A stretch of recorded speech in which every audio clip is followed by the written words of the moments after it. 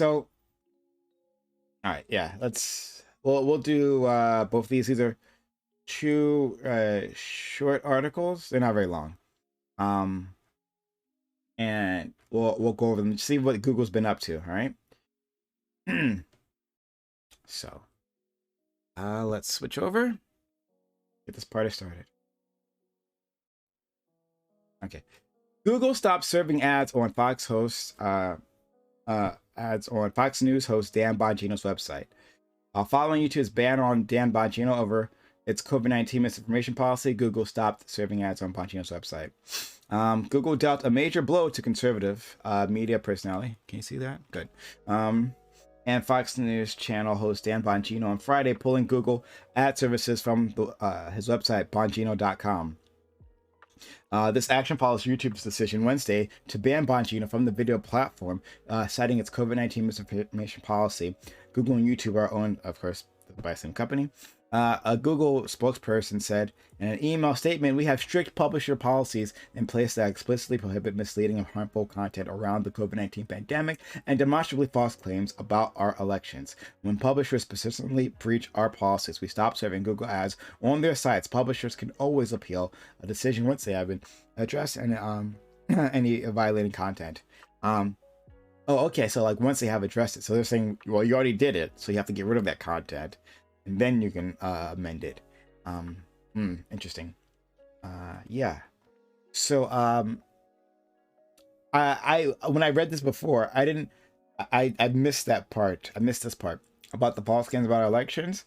Okay. Not like I followed Dan Bongino's content, but he's definitely been spreading election conspiracy theories. Like he has definitely been doing that. He's definitely been doing that. Okay. So fair enough. Okay, so two things, not just the COVID, but also the elections. Google's advertising platform is widely used by many websites. Google acts as an intermediary with advertisers paying to show ads around the internet, and websites receiving a cut of the revenue from Google for showing the ads.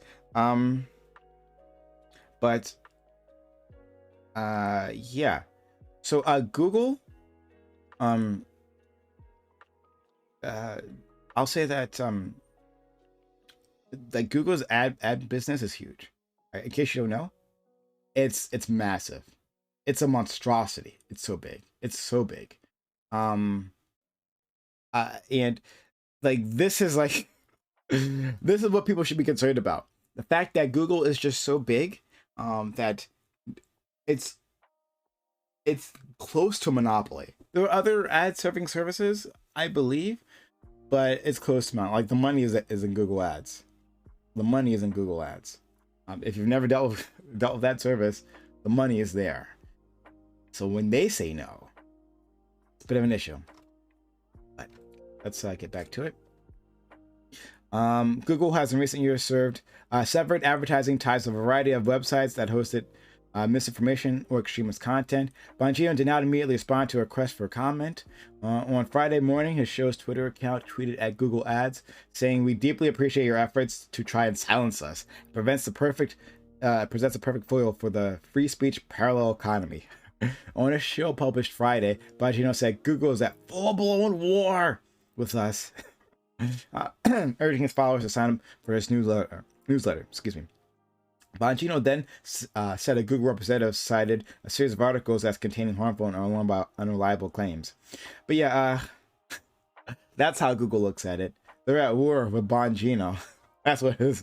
They sat around the YouTube offices. Is like, we gotta get the fucker. We'll get him. This is the plan, right? This is the plan of attack. This is where we'll draw the battle lines. Right, Bongino, you've gone too far. But sure, okay, whatever.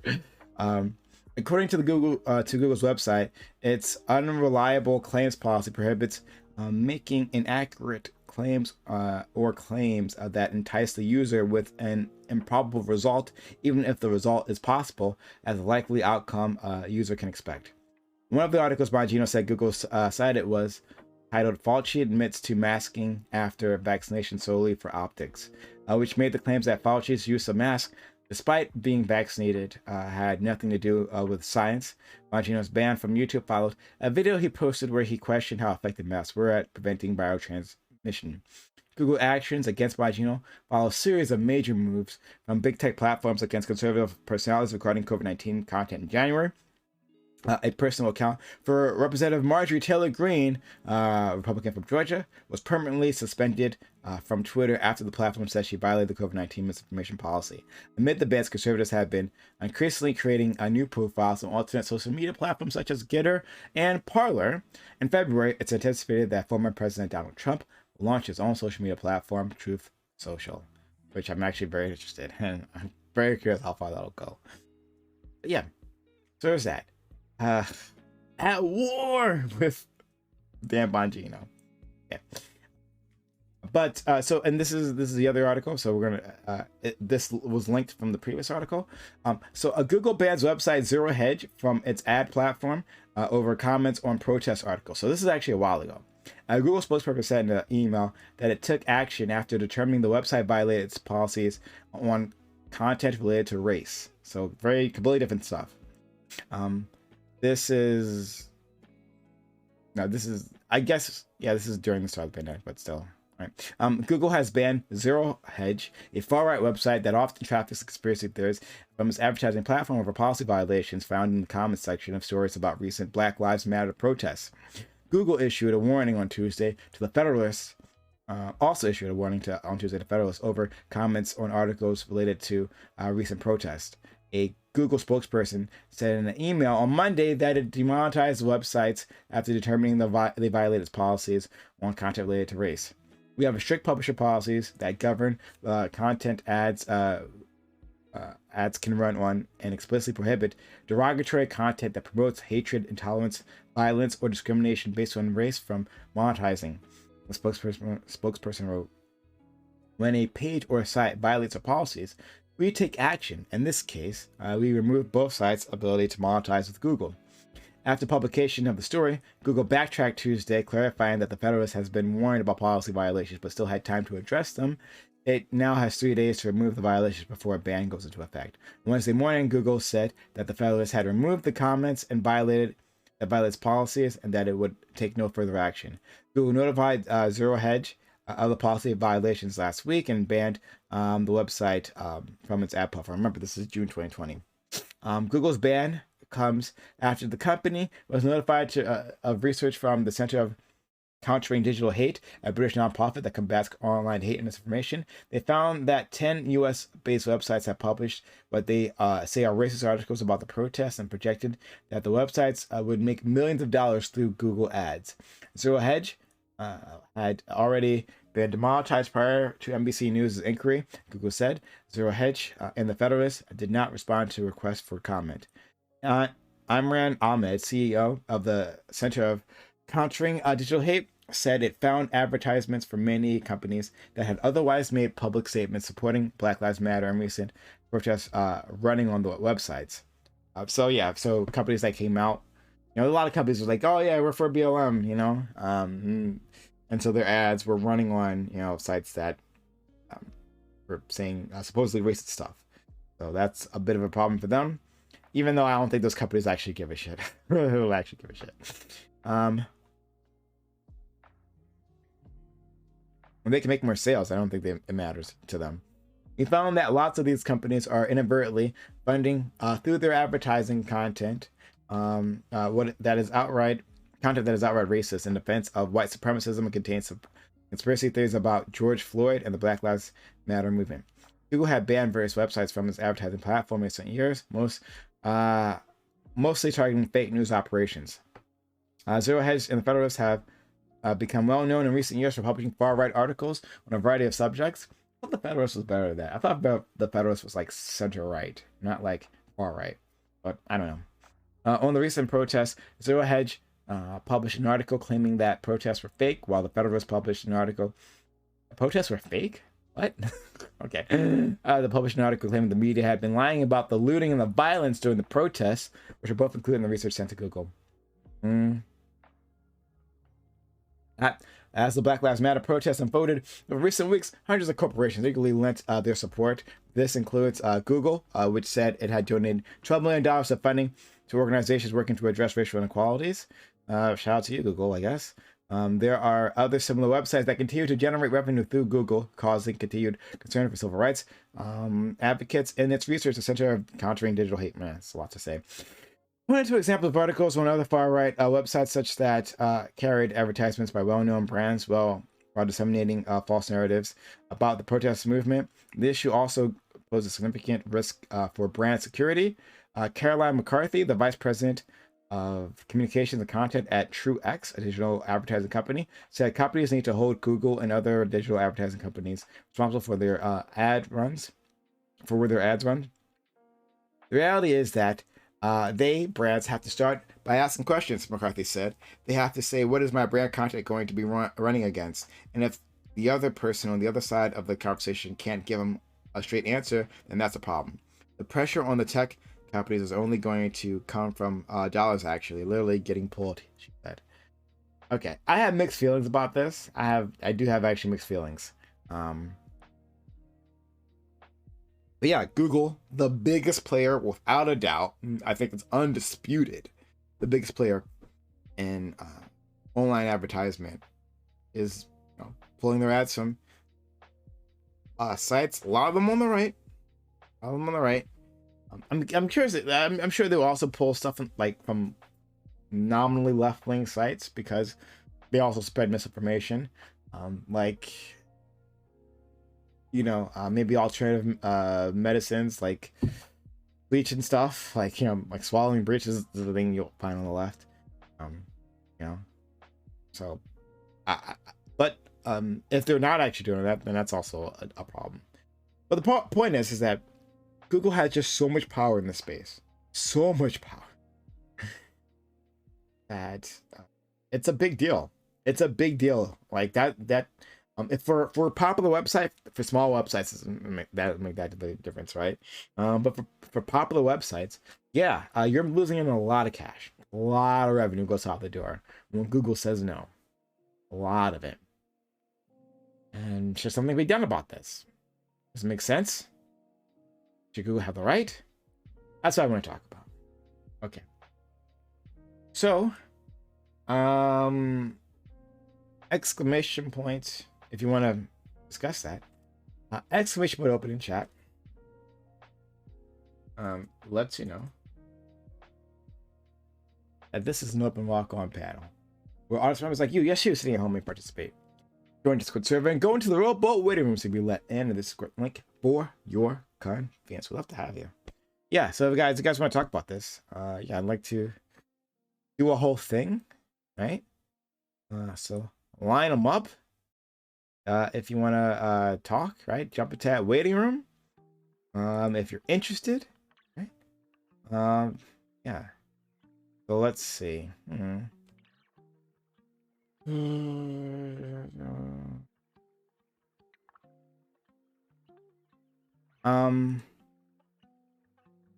Yeah, I would, but I gotta go to bed early. Well, we'd love to have you in the future. Salt butter. Yeah.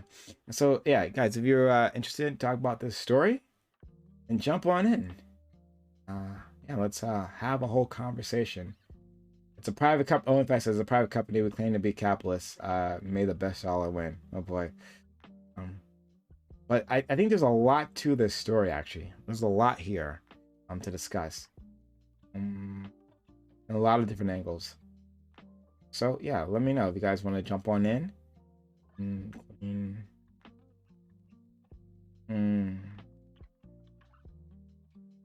Sorry. All right, let's keep it. All right.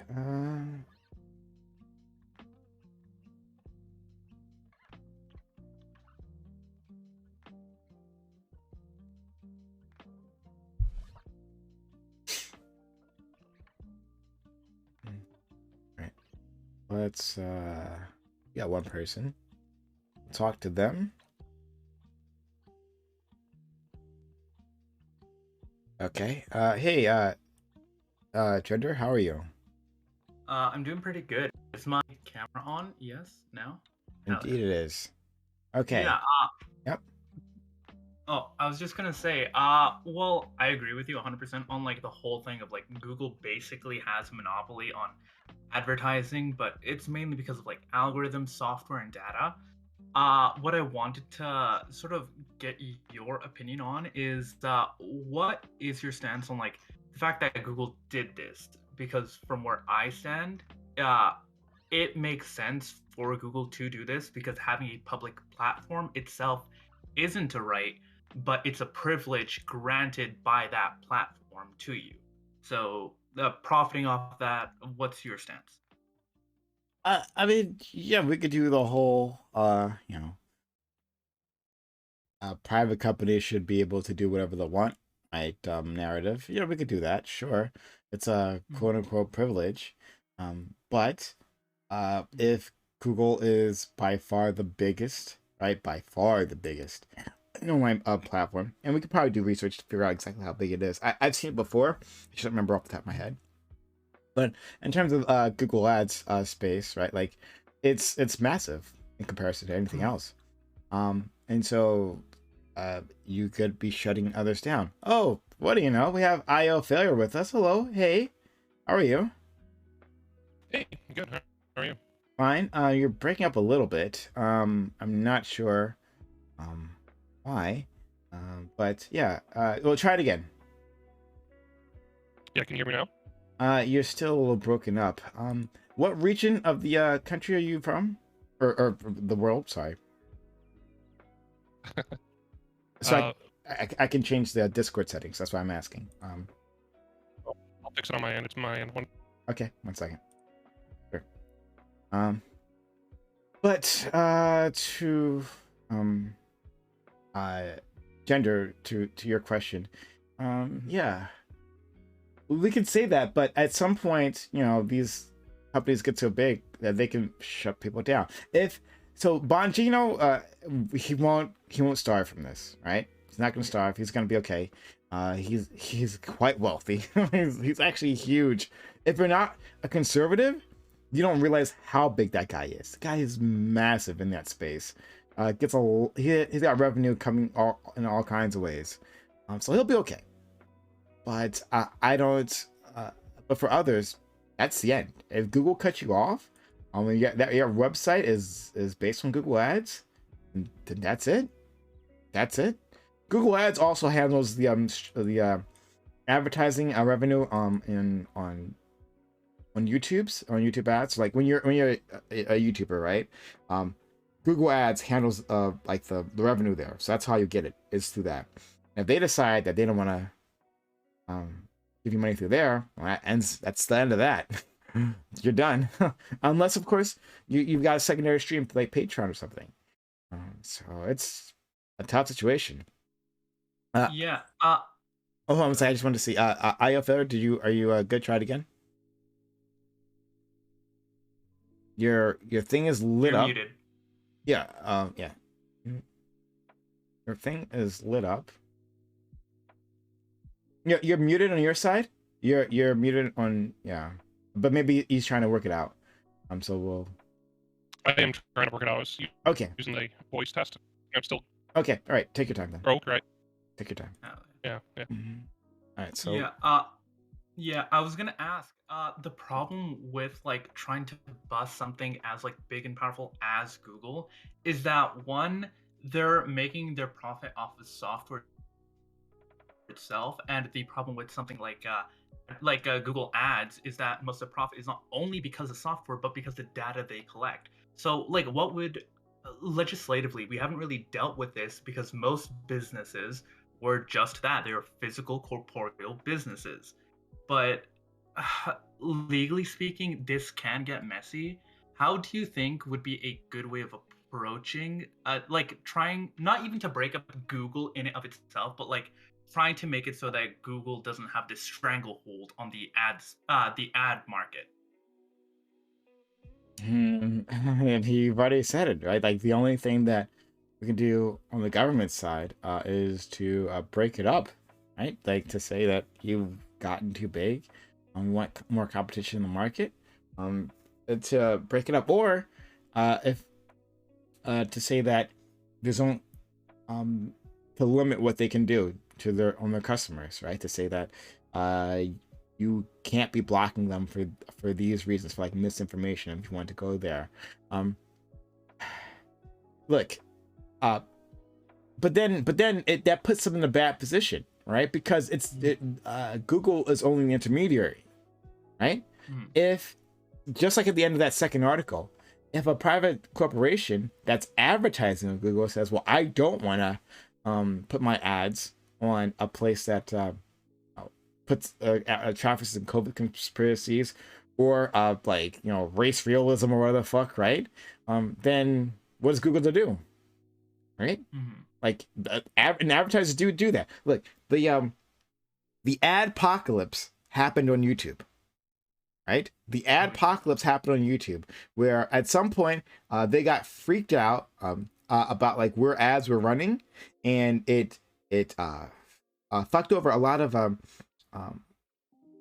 news sites, especially, right? A lot of the lefty news sites. The ad revenue disappeared, and YouTube was like very concerned, right, as to what content was being attached. Before it was more loosey goosey, I guess, right? They weren't really focused on that, but once you know, big name corporations started getting on their case, it was a problem. Once they mess up their money, then yeah, it becomes a big problem.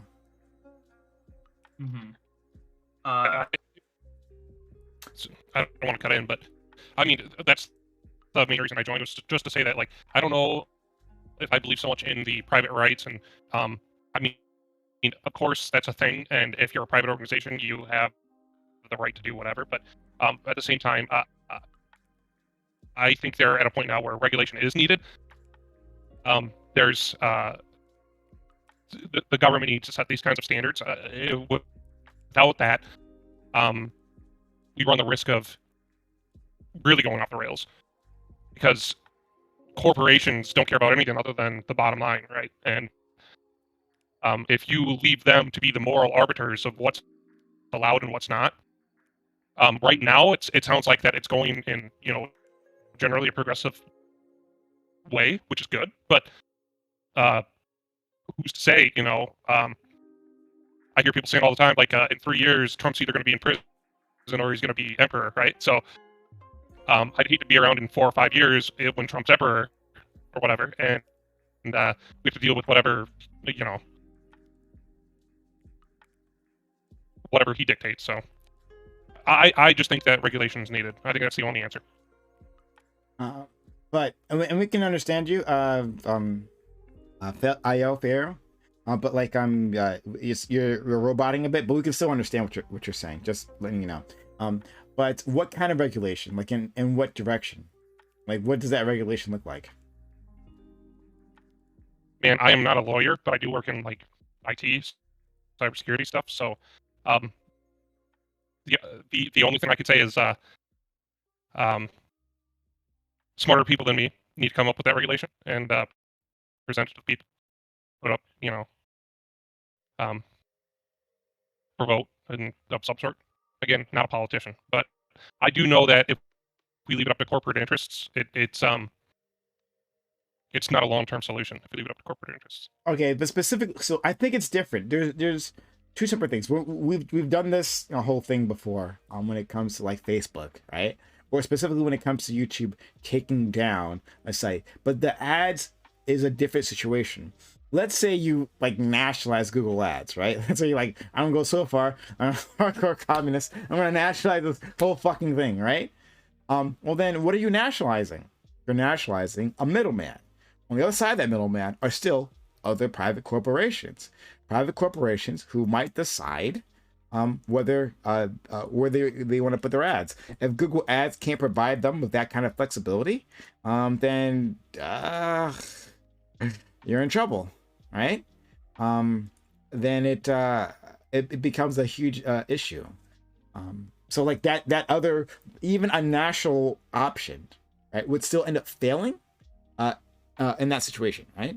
Because other companies are going to decide, I don't want to give my money there, right?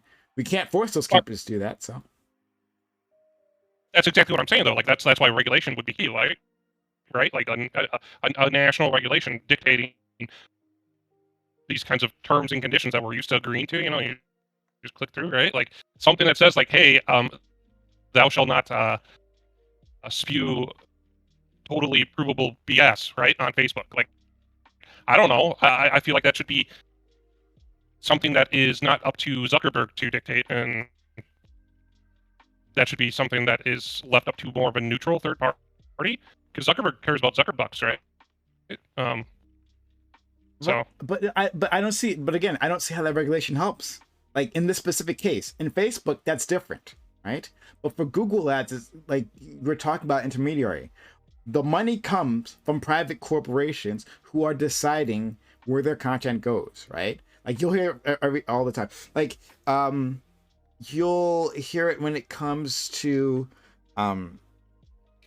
like child content, right? Like you don't sometimes some companies don't want to put their ads on racy things if it's like a child based content, right? Like they're selling toys, right? And then after the ad ends, right? You see a woman in a bikini, right? Scantily clad woman in a bikini, like sliding on a slip and slide. I don't know, right? You can imagine. yeah. I'm sorry. You're not gonna go to YouTube Kids and see an ad for like Pornhub, Yeah. I've never been to YouTube. I don't know. So who knows? Yeah. I mean, like YouTube Kids has its own issue, but yeah, I was gonna this is actually pretty related to Prime's point, which is like what sort of regulation does make sense for something like advertisement. I mean, we can go down two routes specifically. We can do like a stipulation, like they need to add a certain condition, needs to do a certain thing while it's serving its main function, or it could be a restrictive regulation such that it can't be doing a certain amount of thing. It can't be doing a certain thing, or it can't be doing XYZ specific thing.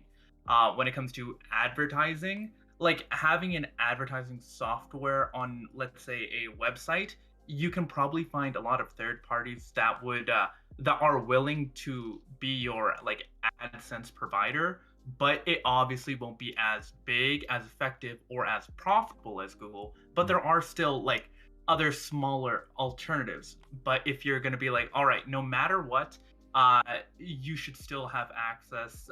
As a creator, you are given the right not to be refused service from a software provider, so on and so forth. Like as a conservative, if you make very controversial content, although yes, you're going to get a lot of clicks because rage, fear, and the emotions that are typically associated with conservative content do generate more clicks and likes and so on and so forth. There can be what I typically say would be a good solution would be the government would add a regulation saying that it can't be too effective, such that the advertising needs to be a little bit more software. It needs to lead to something we all agree is widely wholesome. Like, I don't know, you're going to be occasionally shown a fucking kid's toy ad, something that's pretty irrelevant, but it's there literally just for, just so you don't go down in a very alt-right or a destructive pipeline in the end. That's what I can think of. Yeah. The best I can think of to IO Failur's point is that for regulations you could say, okay, Google Ads can't decide to not accept not do that to take away ads on a specific website, right? Like they can't make that decision.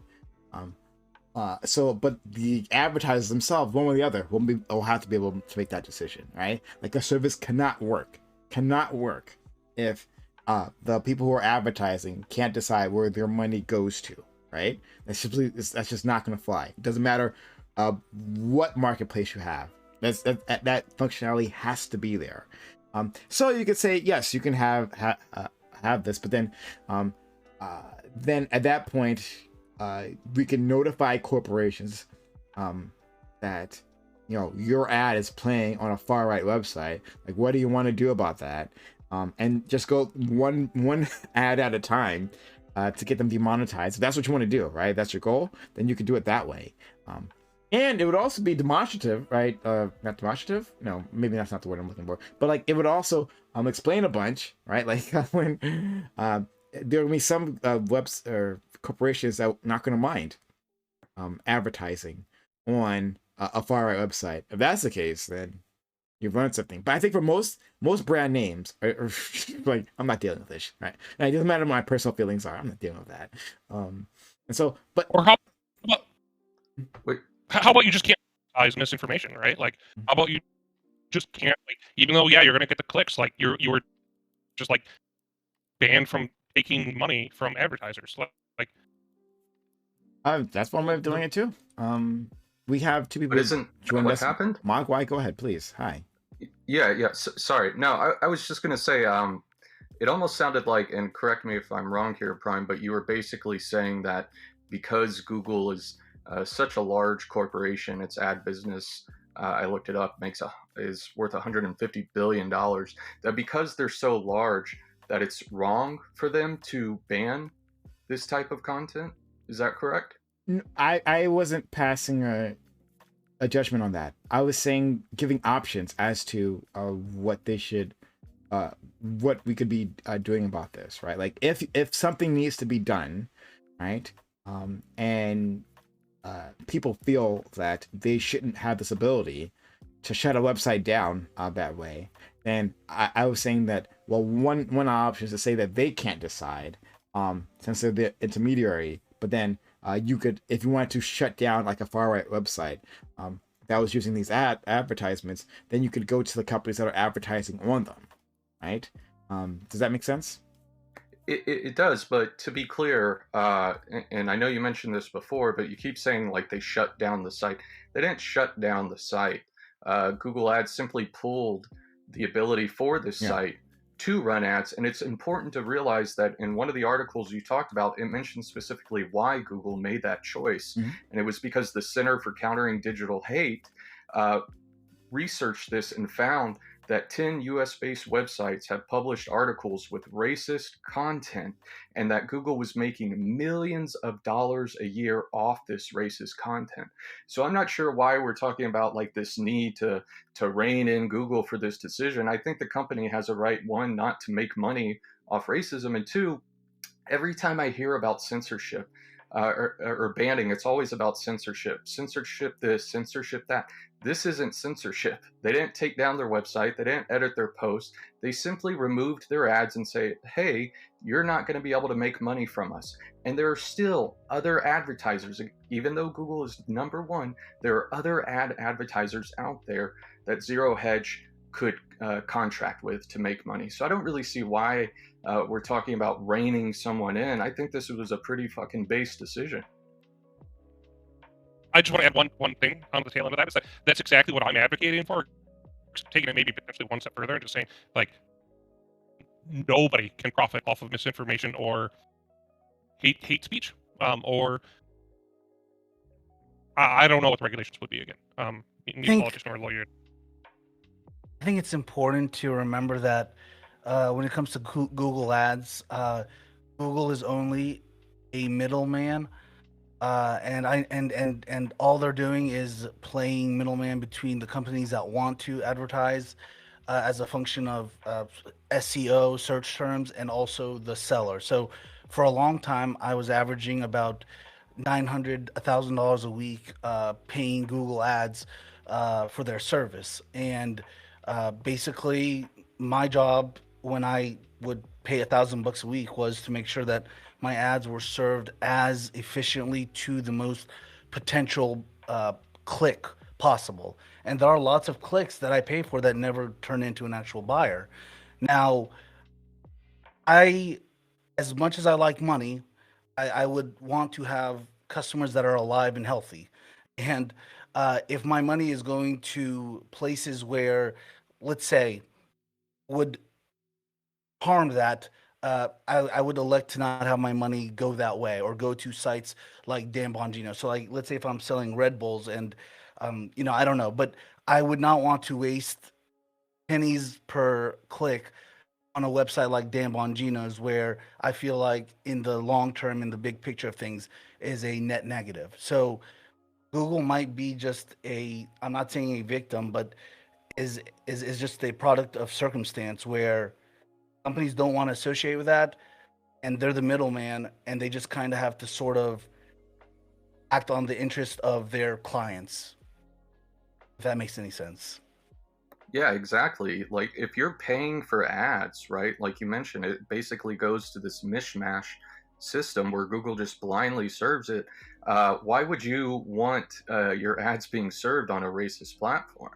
I mean, Google not only had a right to protect themselves morally from making all this money off racists, but they had a right to their customers to say, "Hey, I'm not going to put your content up on these hateful ass websites." Now, I would add that when you make Google ads, the best Google ad makers, if you want to call it that, are the ones who are able to screen out all the riffraff. So, like for example, if I'm selling a pair of Air Jordan ones, right?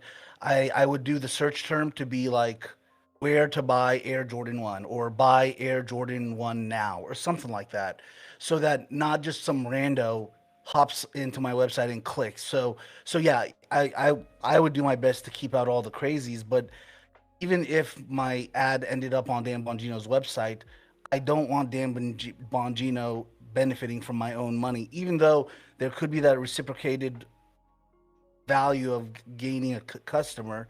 But I don't think gaining that customer is worth negative impact that they are imparting onto society with their speech. They have free speech, but not at the behest of my pennies per click or whatever it is that I'm paying. Yes. Yeah, I sort of want to build on top of that. Like, we've been talking from the perspective of like, all right, it's the right of Google as an advertiser not to do this, which I mean, 100% agree with. But what about we could also go and put this another way.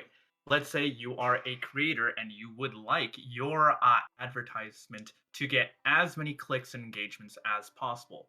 And you don't care if it goes to an alt right website. In fact, maybe an alt right website might be the place where you get the most profit.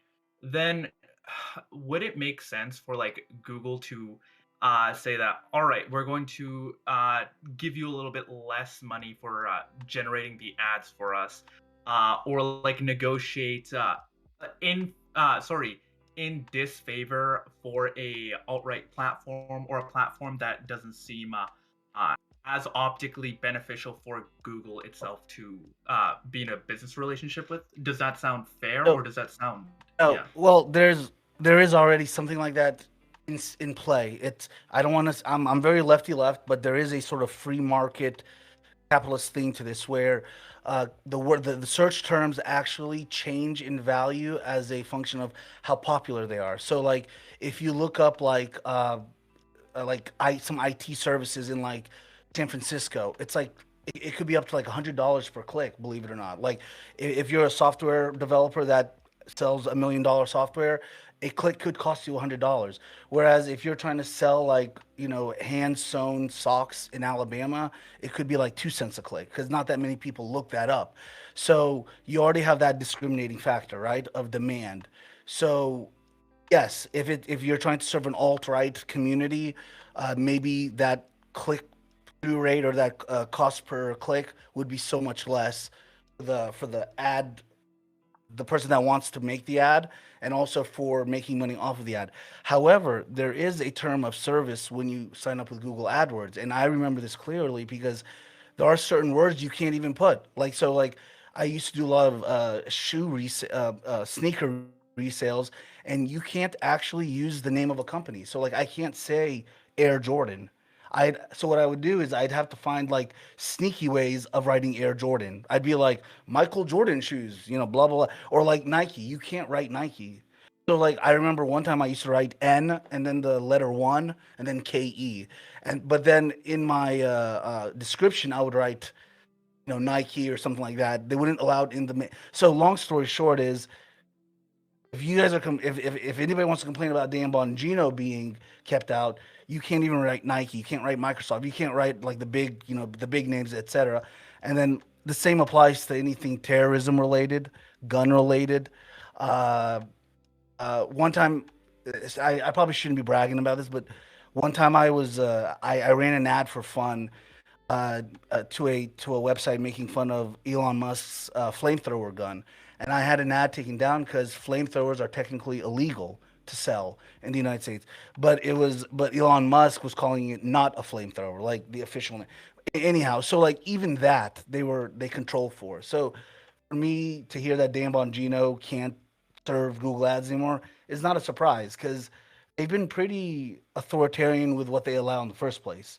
I mean, there's a lot of things like even the word, just a lot of words are not accepted. Like your ad will get rejected 100 times. So, anyways, I could go on forever, but What you just said about the Nike thing though, and how you got around it by doing the N1KE thing though, I mean that just shows me like how much of a half-ass measure that is, right? Like if they really wanted to they block caught you from up. They doing caught that, up after a while, but yeah. okay. But yeah, I mean, and going back to that's why I'm an advocate for like regulation. Like no, like you can't do half measures, right? Like you have to actually curtail this if you really want to. Otherwise, yeah, they will always find a way around it. You know, I I think it would have been smarter for Google to not maybe catch all the flack and maybe just had harsher screening uh, measures for the keywords that would go onto a Dan Bongino website, like uh, COVID shirts for sale. I bet you if you wrote that into the keywords, it probably would just reject it. It would say, they should have probably kept it that way. And now I don't know what goes on behind the scenes. And anytime they reject an ad, they won't tell you why. Well, they will tell you why, but they won't tell you like the actual formula because it's proprietary or whatever. But they will tell you. Reason, trademark name, or maybe reason, health misinformation. And maybe it got to a point where they wanted to make a statement. I don't know. I'm just kind of working with my anecdotes and how I could see So it being. Yeah. yeah, we have Brento Boxers here. Brento, hey buddy, Hey, always happy to have you around. hey, thanks, man. Do you have initial thoughts? So I'm not sure how much of the streaming. That's why I'm listening more because I just kind of hopped in. I was kind of saw a little bit, but not really actually too much at all. So I've been listening. I can send you the two articles that we are referring to. I'll Mhm. put them in the VC chat, and Cool. yeah. But we're talking about Google denying people access to their ad revenue, the Google ads, and they're short articles. You can take a look over them. Sure. So yeah, okay. Gotcha. So anyone else for initial thoughts as to like how yeah should happen? Google Ads should lower their prices, but that's about it. I'll shut up now. Okay, A little Uh, expensive. go ahead. Ginger Juice, were you essentially saying what if Google reduces the profits these particular sites get from their ads as like a Yeah. compromise? Yeah, like it's gonna negatively affect them if they keep on what's called being basically a financial or social burden on them. It's just an added tax. If they can correct this behavior and then just be like generally palatable, like YouTube, it has alt-right content. It also has alt-left content, but most of it, generally speaking, is very blasé, bland, and like centrist for the most part. It doesn't really get anybody riled up. Like it's mainly cat videos, news occasionally, instructional videos, a slice of life, and makeup stuff. All right, but like something that is an alt-right website that obviously is going to carry social and financial risks for Google, and if they have an impact on, all right, we are putting out this content. This content isn't actually. This content in the end is actually uh, costing us money instead of making us more money, with just like how we frame it, how we present it. It can, in the end, produce, in my opinion, potentially a better effect because they're going to self-censor or just reconfigure how they present their media so they can get more profit. and being more profitable means that they would need to be less radical, you know? But yeah. Okay, so do you think, like, let's say this hypothetical occurs, ads profits are reduced by 50% for ZeroHedge. Do you really believe that they would just say, you know what, hey guys, I learned my lesson. I'll take my 50% loss and I'll perfectly curate my content to not be racist and to not spread COVID misinfo anymore? Or do you think they would probably break that rule again given their track record of extremism? Oh yeah, they would definitely like probably like recommit the offense, but I would also say that either A, you would initially need to be like very hard with how you punish them, or B, what you can do is that if they don't listen to you the first time, you can give them a warning. After a while, they're going to take another hit, so on and so forth. And then like they're still going to be making a profit, but let's say that they're making it as at a 90% reduction of how they initially would. Then it would obviously come up in conversation when it comes to their financial and their sorry, not prescriptive, but like their future career goals, you know? Uh Obviously, again, not high hopes, but at a 90% loss in profit, most companies, no matter what, will be like, all right, we're gonna need to do something. Like either find a new partner, which we've agreed that Google Ads is like a basic monopoly. Either find a new partner or change up something with how you present that information. Ideally, again, Oh, it could also go into like a more negative manner, but I'm just hopium, all right? So here's the thing. IO failure brought this up. I would say that's a half measure, 100%. Because one, you just admitted that most likely they are going to break the rules again, and thus they would have to move on to stage 2 of this ad ban. Number two, if you do this half measure of reduced profit, you please no one. The people who have called the site racist and said it's spreading misinformation, they're going to get pissed that you didn't actually kick them off. And the people who support the site, they're going to get pissed that they're penalized. At least with the full measure of completely removing them, you're only going to get one side that's pissed, and that's the side that says, oh, my site, I want my ads because I want to make money off this hateful content. So I think in cases like that, there's just way too many negatives to go with this sort of half measure. It's a full measure. The company can, or the site can still run ads. They still have a way to make money. It's just Google Ads is saying, hey, we don't want to make millions of dollars off this. This is bad PR. So let's kill it. Mm-hmm. Wanted to add, this might be a kind of a somewhat of a tangent, but I just looked up that the fourth quarter earnings report for Google will be on February 1st, which is in a couple days, or next Monday or Tuesday.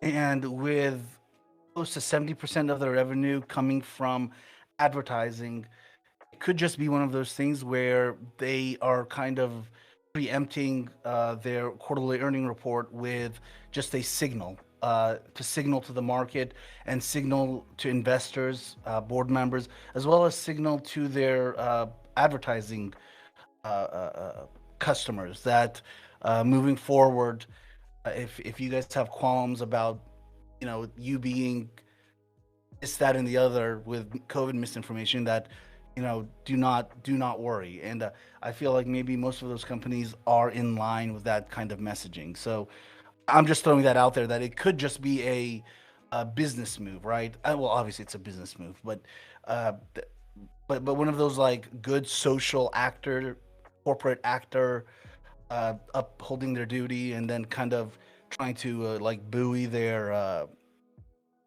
quarterly earning reports with some kind of news. I don't know. Companies do this all the time where they preempt their earning report with some like bombshell news that's positive or something. Like they're basically patting themselves up for later. Yeah, sorry, go ahead. Yeah, kind of like yeah, going into the meeting saying, hey, by the way, did you hear what we did? And start off the meeting with that and then get into the nitty gritty. I mean, even Elon Musk does this. When they go into the quarterly earnings report, he'll be like, hey, you see that rocket that just went up? We're doing great. And then it's like, well, not really. But you always start off on a good note. But that's just conjecture. I don't work for Google, or I've never worked in the C-suite. But it's just something I've noticed. I feel you. Yeah, so I mean, so a couple things there. So first off, I mean, in terms of like Google in the markets and whatnot, like advertising is taking a huge hit like this quarter. Like I don't know if you guys have been following the stock market, but everyone's worried about Jerome Powell raising interest rates, right? So like, what's the first thing to go when that happens? It's advertising dollars, right? It's like investment in advertising and marketing, and that's what Google and Alphabet makes all the money off of. So either way, I anticipate them going down. So to your point, maybe they're doing this as a way to like prep the market and like let them know like, hey, like we're gonna go down, but like we're doing it for moral cause, you know, maybe potentially, but like I don't know, that's metagaming, that's above my head too. So It's 81% now, by the way, which is amazing. But go ahead, yeah, of their revenue being from advertising, which is awesome, which Right. is crazy. But yeah, I have a second point, but I forgot it, so no worries. But I am gonna drop some. I'm sorry. So great. Thank you for Cheers. joining us Have a out great night. there. We'd love to have you again in the future. Have Yeah, a good cheers. one. Yeah. Sorry for Take interrupting. care. Yeah. Okay. So we have some new people who have joined up. We have Noodle and Dr. K. Hello. Hi. Do you guys have thoughts? I mean, I have thoughts. I'm always having those. That's true. Great. We'll start before. Go ahead. Before sorry, I get to Noodle. Before we go to Dr. K, let's try Noodle. Well, I guess, it obviously depends what they're banning people for or removing the ads for and whatnot. And it's a little confusing because, well, we're talking about two different things. One, there was a racist website, right? And the other one, Dan Bongino, he was COVID misinformation, right? That's why he was suspended. So I guess the question is what's the actual question? Should they have the power to do that or what? I'm wondering if this. What? It didn't say that it was a racist website. It said that there were racist comments in the comment section of the website, and it doesn't even say what they are. It just says they were racist. Okay. So they couldn't There's lots control of the comments racist on their websites site? and lots of racist comments, even on the New York Times. Well, even on What the YouTube. fuck are you talking about? Even on YouTube, like the fuck are you talking about? Well, they had some racist comments in their comment section, so they're banned. Like there's racist comments on every platform that talks about race or any kind of issue that's like controversial on race. So that article that I read is just totally nebulous. It basically had zero information, had pure accusation, and it's relying on like this authority. Well, we've determined that someone in the comment section of this article at some point said something that we deemed racist. Like, What was the website? oh yeah, what was it the was website? Dan The one that you linked Bongino's. me here. Well, no, there was there's no one. ZeroHedge. Well, there's Google ZeroHedge has banned ZeroHedge, a far-right website. And the Federalist. Yeah. and the Federalist. Really? The Federalist. If you look into that article, the Federalists got a warning. paragraph. They didn't actually end up taking action against them, but they had a This is- warning because of what you're talking It about. was NBC Sure, News they- was the people who wrote this, so obviously you can trust it. It's NBC News, of course. Fucking Christ.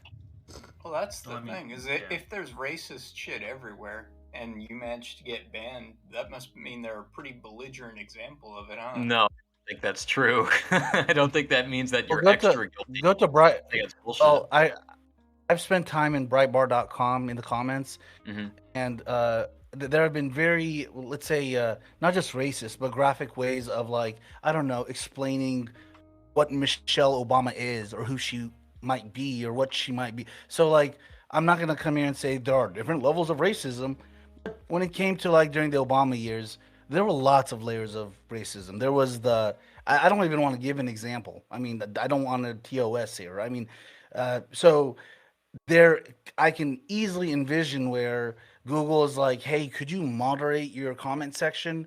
And if I'm still seeing like pictures of, I'll use one example, watermelons in front of a White House, and you're still not taking them down, and then calling Michelle all these slurs and creature, all these things, Sure. and you're not moderating your comment section.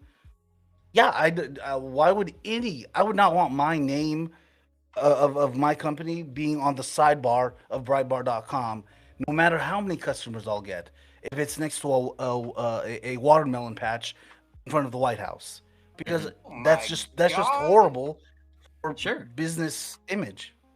Oh Yeah. my god, I went You to can- the ZeroHedge comments. Oh my god, there's some rank shit in here. Yep. Yeah.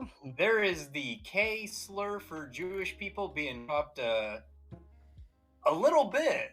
Just a little bit, huh? Oh my god. It's just a mild extremism, you know, nothing that we don't deal with. There's a outside of couple YouTube. dudes breaking down into phrenology, couple saying Soros is like a vampire. You want a link? Whatever. Just link in a VC chat. I'll check it out. I'll look at whatever you're looking at. Yeah, please. Yeah, I'll link it to you personally because I don't want to give this website more clicks. Because No problem. Jesus That's fine. Christ. Okay. It is sussy as hell. Chinchilla, Sure. you have something to say? Yeah, I just want to say that I'm kind of with Brando on like the whole banning stuff because of the fact that I've seen like people being banned for no reason, and then it's like hateful conduct and that kind of stuff, or it's like it's harassment, and then they don't. No, listen up, listen up. So they don't get like any explanation. So I'm not fully with Brando on like saying like we should just tolerate that all entirely. I didn't or say. I whatever. didn't say that. No. I didn't say we should Okay, tolerate that, okay. But I but- How think you felt that about what I said. I think that social media platforms overall should be more transparent when it comes to their bans. I think that is one conclusion we can all get behind because of the fact that if somebody gets banned, it's like for harassment conduct, and this person has to find out like, oh, what's going on, or this is like sexual thing, and this person has to find out like, oh, what's going on, what did I do wrong, and then they need to contact their representative on whichever platform that is. And if they're super small, they don't even know what they did wrong. They just get like a ban, and nobody knows what's going on then, right? So it's pretty cringe. So people or like social media like platforms should be like overall just more transparent what they are doing, so we can judge them on that and keep them accountable. Yeah, no, this banning is warranted looking at this shit, man. This is some nasty shit. It's basically 4chan.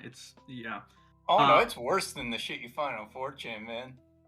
Yeah, I was about to say earlier when somebody compared YouTube. Like, I've seen some shit on YouTube, but I don't know what videos y'all are watching, but I haven't seen ZeroHedge level comments in YouTube. It's bad. And that's a problem. Like, we're always talking about these big websites and their need to moderate. And it was mentioned before, why can't this site, which is much smaller, moderate their comments? I mean, like OnlyFacts said, again, if I'm an advertiser, why would I want my ads on a site littered with comments like that? Why? They could just pay me $25 and I can do it. I'll give them a blowjob too. I'm sorry. But like, I want to build on top of that a little bit. Like, it seems like we can understand, like, this is a broader issue than just this one instance, this one company online. Like, we can see there are like pretty nasty stuff on YouTube. Obviously not to this degree, but like people like Steven Crowder, or even worse shit like Alex Jones, you'd occasionally find them on YouTube. But YouTube or like other platforms that still get their advertising from Google Ads, it's just that they're not known about, so on and so forth. What I believe is that when it comes to a company banning you or like saying you can't use our software service for XYZ reason, they should be a little bit more clear and concise of like what is the main problem and what is something that what is a condition that you can say you can give that we would reconsider it if you can do this thing. Like if they gave ZeroHedge, they gave them the condition of, all right, we're going to consider restarting our services with you if you can start moderating your chat, if you can start doing XYZ. But yeah, that's my input on it. I was gonna say, it doesn't really bother me when they take away like advertising or getting rid of like ways that companies or websites or YouTube channels can monetize. What really bothers me is when they just ban people from like things like YouTube, which in my opinion is like, you know, censorship. And especially Bongino, you know, apparently his last video before he got banned was just questioning the effectiveness of masks, which I think should be allowed. Now, if they wanted to take away his advertising revenue because he's talking about that, I guess I would be fine with that. But I just don't like when they ban people so they literally can't even like speak their mind. And also, it makes it more difficult for us to debunk them because we won't be able to argue with them if they're not on the platform anymore. Mr. Big Noodle, like, I kind of agree with you to a certain extent, but I just want to say that if you're going to say like, I'm not gonna monetize this content anymore, you effectively are going to remove that content. So if let's say like the Twitch politics section, right? If those people cannot run their ads anymore and that kind of stuff, they don't have like an incentive to do their own content because they cannot earn any money from that. So in the end, that section overall will run dry, and then you cannot do politics in the It'll Twitch hurt category. it, but you can still monetize. It just makes it more difficult. And in fact, the people who are making the most money on social media are monetizing off platform anyways with merchandise and other things. And you But can. isn't that bad? Would you What? say It's not that's bad. It's just what they can do. Well, why would I mean, YouTube like- want to serve as a gateway for these people to be able to monetize off platform? And I wanted to go back to the point of, well, you hate when they get banned. Being banned for anything sucks, right? But what if it behooves the corporate director members' interest because for every stock is a vote in a publicly traded company. If I own 20% of the company and I own a face mask company, right? It's not in my interest to allow YouTube to keep on doing that, right? That's a little more direct. But if 70% of the votes or 80% of the votes don't want anti-vax or anti-mask stuff being, even if it's demonetized, but there is value in being on a platform that is widely accessible because, like you guys mentioned, you can then funnel it back to your off-platform monetization scheme. Well, why would you allow for that to happen? It's better just to get that thorn out of your side and keep on making those, Are you worrying about record earning. advertisers? Are you talking about advertisers worrying about this? I'm talking about the people that own the company. That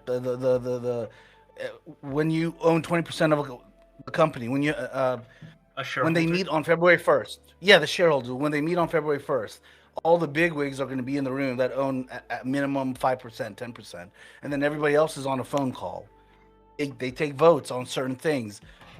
If there were enough shareholders that were unhappy with what the CEO of Google was doing, they could do a coup or replace him. So the management of Google is always feeling the pulse of what the major stock shareholders are feeling, and maybe this is what they're feeling. We don't want to give a platform to these kind of people. You call it unfair, call it whatever, but that we want to live in a capitalist society. This is how it goes. Yeah. I'm not vouching for it, but anyways, I mean, I don't want to. That's true. That's fine. That's all totally fine. I guess like at the end of the day, like if a company does something that people think is wrong, everyone at any point, and they're not wrong, but they can go like, well, it's capitalist society. That's true, but we're ultimately deciding like whether we agree with what the company did or whether we think it's right or wrong, not whether they have the right to do it. Correct? In this like, case, it seems right. And Okay, I I know mean, you how said are that's we? Pretty based. Well, what are we gonna do? Are we gonna say that they're gonna need to now they're now going to be able to have service to Google Ads? They have to show the ads, and what's called it? They have to pay. They have to pay the other parties, so on and so forth. Like, are we gonna be like the government needs to enforce that, or does the government need to be like, all right, we're gonna just like let this play out however the fuck it does? Because think- adding rules and legislation in this situation is like, although I am a big fan, it is going to be very difficult to do it in a non-messy way. Wait, That's hold why I on. asked So real quick, no. who's advocating government regulation limiting free speech? Is anyone actually in favor No. of government regulation on Google? Or did I misunderstand that last I comment? don't think that's what we were discussing now. Yeah, we're only talking about like Google being able to like refuse their service to a website which they deem Yeah. either morally it's called So morally or what you're talking ethically. about is Yeah. Google deplatforming by removing them from search results. Or No, right. just Ads, like right, not ad doing revenue. businesses. No, they said they were banned, right? Does that mean they were banned and No. they're not doing business with them, or that they're So- banned from search results? So They're just we from were ads, talking about yeah. ads. Yeah, so Google AdSense and hello 3021, hello, nice to meet you. You can find the two articles we're discussing. They're in the VC chat text channel. But yeah, Google has banned the websites we're talking about, the Bongino.com, owned by Dan Bongino, and ZeroHedge, which is a far right website. That's definitely been established. And the Federalist. when did they ban? They banned ZeroHedge? Really? Yeah, It's ZeroHedge. pretty warranted. This is Let me add something really quickly. yeah. I mean I looked through this. I jumped on ZeroHedge too, and yeah, they're not big fans of the Jews. They're doing Holocaust denial in the chat and in the Oh, comment it's worse section. than that. Yeah, there's. It's like lizard people shit. Oh yeah, it gets They pretty don't wild like here. the sea. But yeah, it's Sure. Yeah, ZeroHedge has always been kind of extreme for sure. yeah. So There's one thing I wanted to. There was Sorry, fuckers sorry, invoking blood libel in there. What do you mean? Like, that's as far extreme as it gets. yeah, and Yeah, I'm not there's even one comment. examining the articles themselves. But I can do that in a second. But the point is that yeah, they've banned them from violating their terms of service. And we're discussing like, is this fine? Should something be done about this? Yeah, no, this is And good. it's for COVID, misinformation for Bongino, for racist everything in ZeroHedge. But the Federalists also got warned, but the Federalists took action in their comment section, and so they took away the offending stuff, and so they were good. Yeah, So, this is all good and cool to me. I wanted to add That just a part. point of clarification. Is Google Ads? There are two parts of Google Ads. There's Google AdSense, and there was something called Google AdWords, and now it's just called Google Ads. Google AdSense is for people who want to put a little strip of HTML code or whatever on their website so they can make money passively on their website. And Google AdWords is for people like me who want to sell something and want our ad to be served to Google AdSense. The problem is with Google AdSense being on websites that are questionable, et cetera, et cetera. I just wanted to summarize that for the new person that just joined. Secondly, Gender Juice, regarding like this kind of maybe like filtering or sort of like way of like approving ads and who they go out to. I know that when on the Google ad side, when you put an ad in, it would do like an instant scan where it kind of gave you like a risk bar, like yeah, has a good chance of passing, not good. So I imagine now that if this becomes enough of a problem, that there will almost be like a credit score or a risk score for AdSense people. Like okay, if you want to be able to serve ads, we need to evaluate your website, and that's actually what they do to the website that's selling goods. So like, let's say on the Google AdWords side, I'm selling water bottles. They actually do like a little, I guess, AI scan of the website, and they can actually kind of figure out what your website's about, right? They can read the words and the images, and they kind of classify you immediately. And then based on your ad, they will kind of do this like risk assessment on the ad giver sense. So I've never had an AdSense account where I had a website and ran ads passively, but I imagine they should be doing that already. And if not, maybe they can copy what they do on the AdWords side. You scan the website, there's a risk factor along with what you put in the ad or what kind of ads would go to you, and it's yes or no. So I don't know. That's just an idea. I think that might happen in the future, if not already. You can evaluate bannings on a case-by-case basis. There will be times where obviously, it's not justified, but In this case, no, it seems quite justified and cool and good, and I'm fine with it. Now, if it was like, hi, I make like dog blankets, or I make, fucking hats for homeless people, and they banned them, then it's a different story. But like, these people are fucking like shit fucks. Like, I don't fucking care if they get yeeted off the internet. The Well, question I mean, is, there's a really long history of, I mean, advertising dollars has been used to censor content since there was mass media, right? Advertisers in traditional television would be one of the main drivers. Like if you wanted to shut down, I mean, a lot of the protests against Fox News, right, were all driven by advertising. So there's a long tradition of like advertising, for one thing, like creating content that's mass media and like that's advertiser friendly, brand friendly, right? This is something that we're all familiar with. We've all seen Twitch go through this thing where they're moving more and more. We're moving more and more towards brand friendly content, right? And brand friendly means advertising dollars every single time. So the idea that Google is limiting their advertising, so there's two parts to that, right? One would be it's difficult for Google to limit, right? Because they have like an automated platform.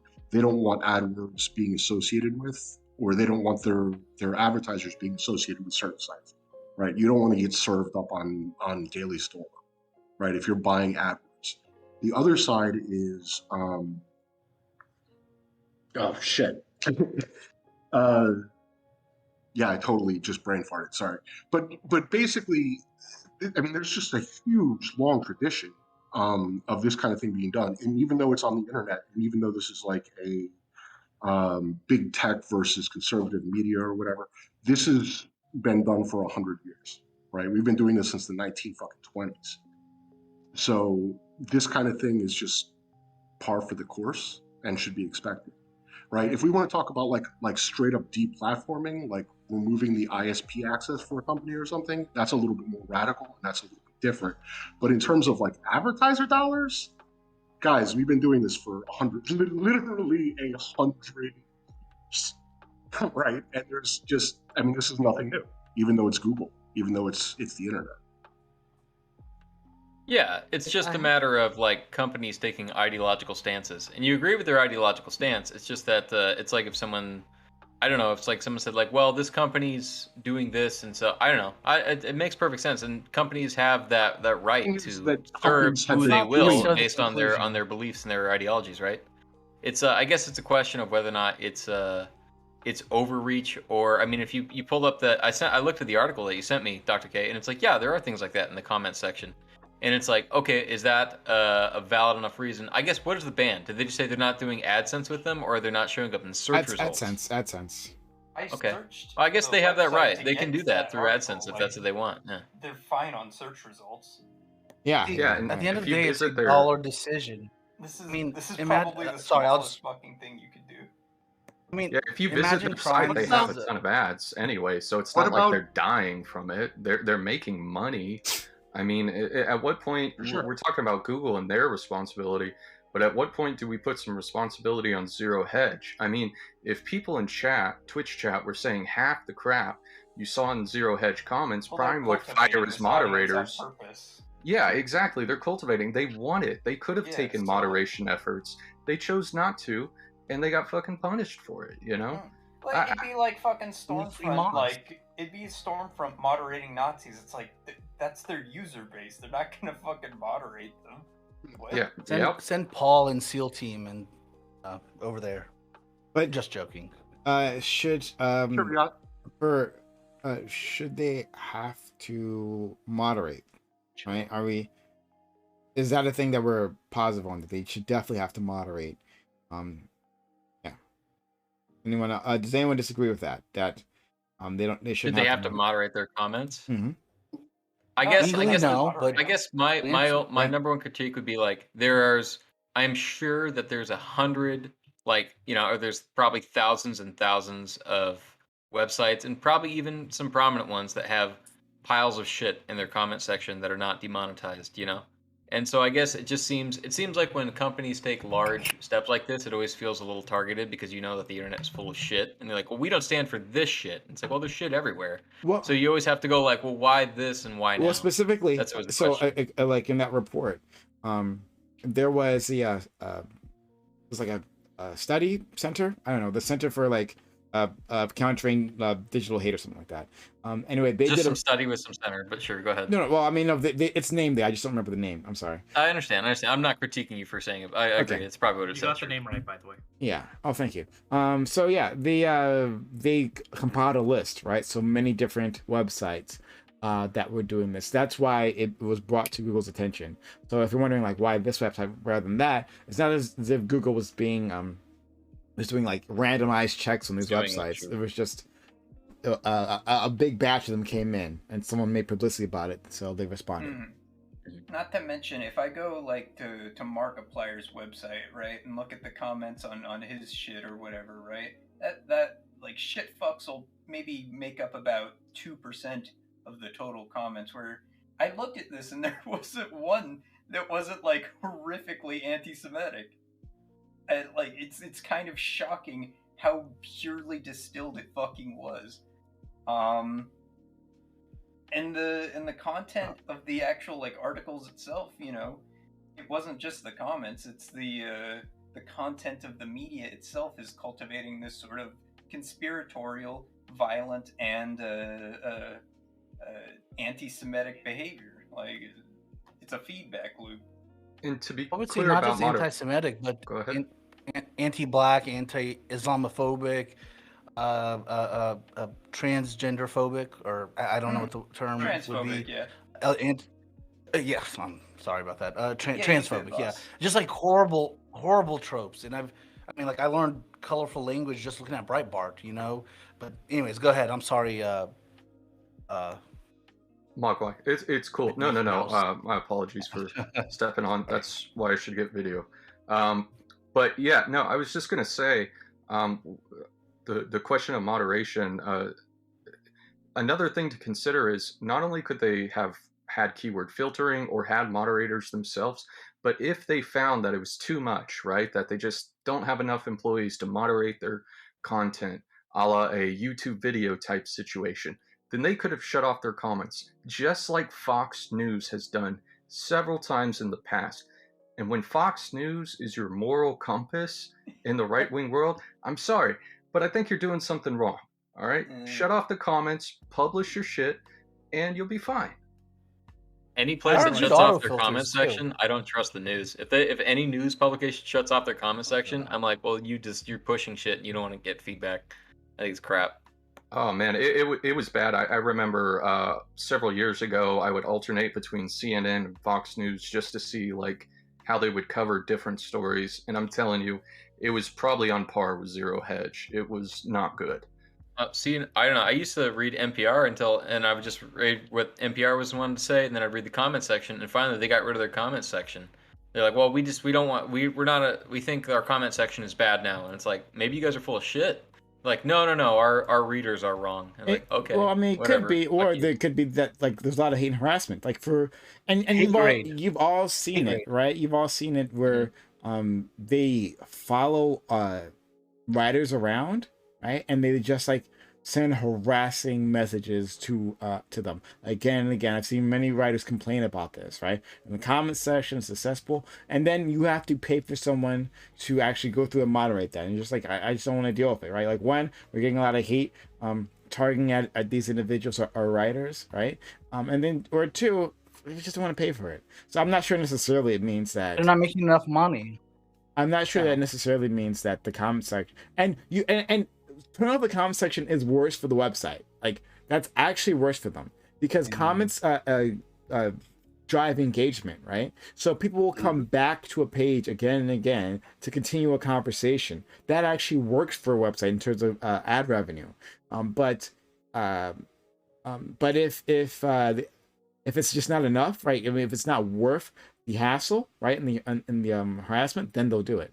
So, I mean, NPR faces funding issues all the time. I mean, I don't see where they find the money to moderate the comment section. And also, I mean, hate raids is not a new thing. Like literally, you would sometimes find like an art. Like I remember this. Like I would read Drudge Report every day, a very right wing aggregator for news, just to see what right wingers are thinking, seeing what the big headline is for the day.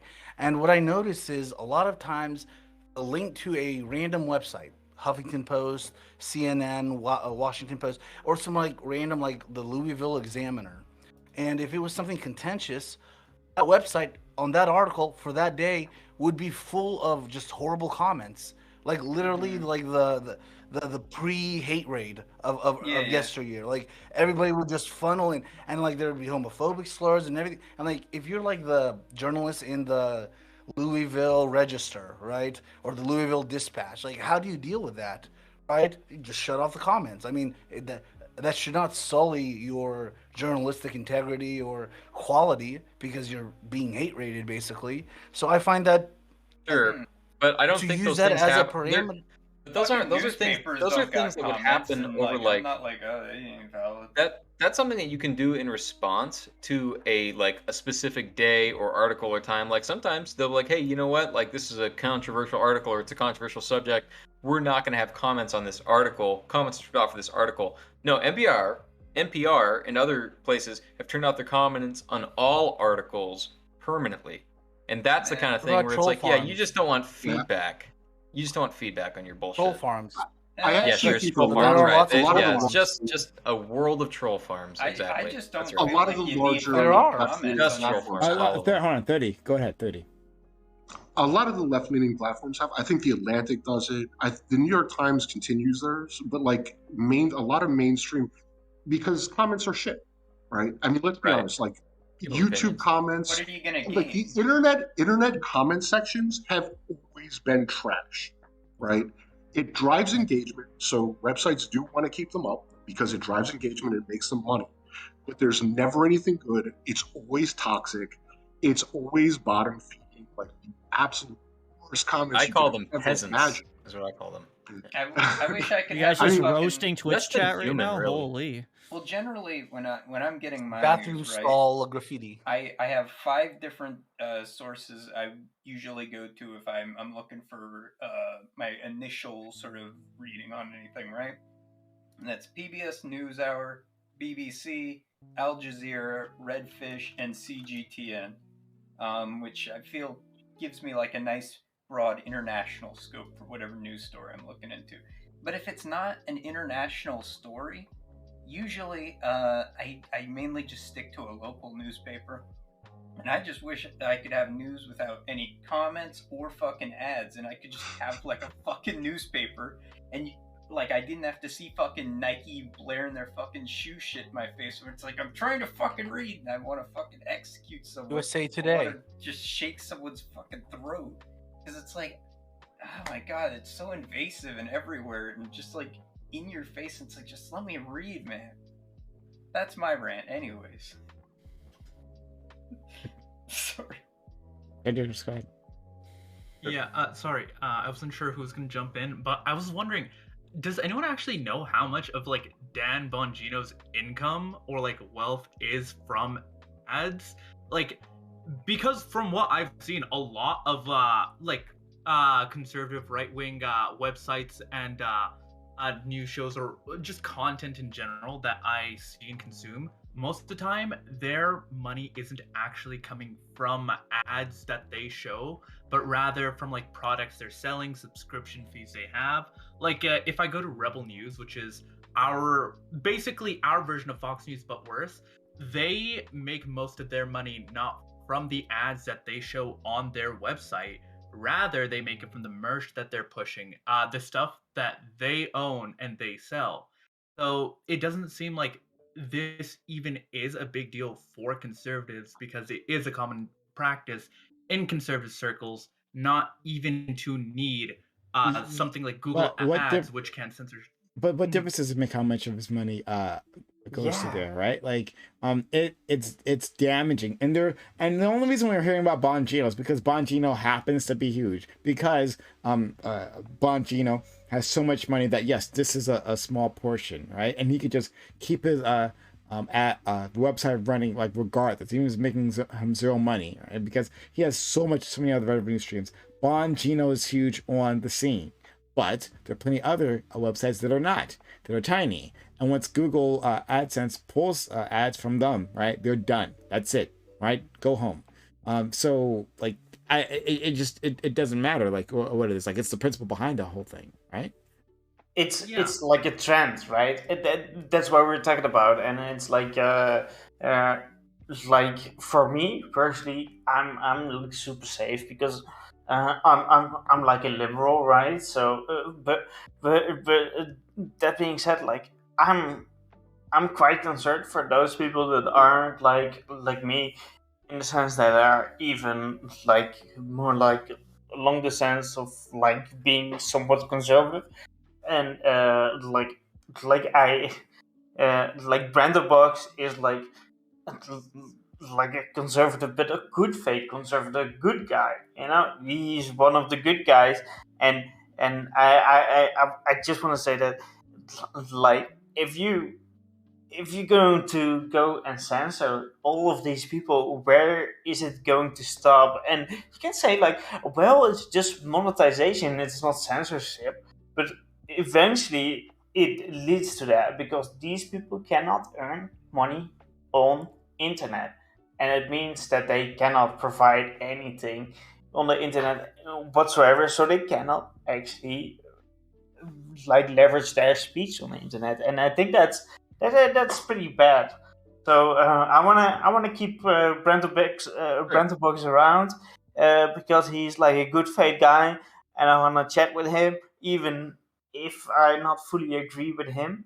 Uh, and I think that those things are like extremely important for democracies over the whole world. So can I ask a question? It's a really quick question to the panel. Like, obviously, everyone could 100% assume that Facebook is probably entirely full of racism and full of racism in the comments section. Has Google shut down anything for Facebook? Is it? No. The answer is no. My Facebook Hey, Google groups doesn't are do ads on gardening. there. Your Facebook? Like- Oh, okay. Well, your Facebook, Dr. K. Then yeah, I guess that's a good point. Case closed. Facebook has its Done. wait. Anyway. Facebook has its own ad company. Yeah, They don't, Yeah, use, it they does don't have do its own- AdSense. Yeah, it's they a have their difference own between like ad. something So being, they don't work with Google at all? Well, then I'm shit. stupid. Case closed. No. It's just Yeah, wanted thanks to- for admitting. And I'm yeah, not- Yeah, they're that's not my competitors. point. Google and Facebook are competitors. But Okay, I hear what okay. you're trying to say. Go ahead, 30, and then I'm not sure. Maybe Mark, why I want to jump in. Yeah. I was just looking around. So Jacobit, which is kind of interesting, but probably the largest kind of socialist-leaning, one of the largest socialist-leaning magazines, also has comments turned out off. I mean, a lot of left-leaning media has kind of scrapped comment sections, right? And a lot of it's because it's fucking toxic. And so be it, right? So, like, if this is a common practice, especially across the left, like, should we care that ZeroHedge is like that ZeroHedge was essentially demonetized for their comment section? Absolutely not. I think you should. I think if it's I think if shutting down things because of comment sections, because of the voice of people responding to what you're saying, is a common thing on the left, you should see that as like a warning. Like, like It we wasn't don't just the like hearing from comments. people. The only reason. That's not the only reason, though. No, it's not the only reason. You said it's a common thing that's happening on the left, especially left wing. Like, Here's I'm the assuming thing, I don't want Brento. to rephrase you wrong. I would didn't agree with that. I would agree with that. I do think that, but like Jesus Christ, man. I mean, we have Twitter. It's not like these things are silenced, right? Like you have your opinions. You can tweet that out. You can go on Twitch and babble about it, right? You can share your Facebook memes. You can communicate with people 10,000 ways. Your voice is not being shut off because you don't have a toxic comment section. It's probably 90% bot spam, Yeah. right? Like literal bot spam, like try this Viagra for your heart on kind of spam, right? And then and the rest of it's like mouth breathing fucking morons, like babbling about God knows what in these comment sections. But the real point is that, okay, so if you want to make yourself advertiser friendly, get rid of your comment section, right? Because it's easier to moderate. You have more control over your content. Like it's just a kind of no-brain situation. So if ZeroHedge didn't want to do that, If they made a decision that it was more important for them to maintain their comment section and their, like Nazi abetting commenters than to make money off of Google AdWords, then so be it, right? That's a business decision for them. They took a look at their different income streams. They took a look at their users, and they made the decision that's right for them, right? Should Google have put them in that position? Yes. Should Google remove their search results? No. And I think that that's kind of maybe even a more interesting conversation if someone thinks that Google should remove them from their search results. I don't know. Does anyone in the panel take it a step further and take it from something like? I'm actually interested about that too. Thank you, 30. But let's ask that question. But first, let's let Mogwai in. Go ahead. Yeah, I was just going to address a question Ginger Juice asked about like the dollar amount, basically the hit they were going to take. Unfortunately, there's not exact figures, but something interesting to note is a website named Gateway Pundit, another far-right website that was deplatformed by Google Ads for misinformation, COVID-19 and election misinformation. Their global rank was 2,128, which is 200 points higher, 2,355, which is 200 points lower than ZeroHedge, which has a global rank of 2128. And it was analyzed, and I left the link in the VC chat, that Gateway Pundit lost $1.1 million annually from this. And looking up ZeroHedge or global rank, I found their yearly revenue was about 14.6 million. So you're talking, less than 10%. Now, granted, the revenue may not exactly transfer, same with the engagement rate with the ads, but I think it at least gives you a rough estimate of what the potential losses could be. And that honestly, it was a drop in the bucket. Again, the site is not crippled from this decision.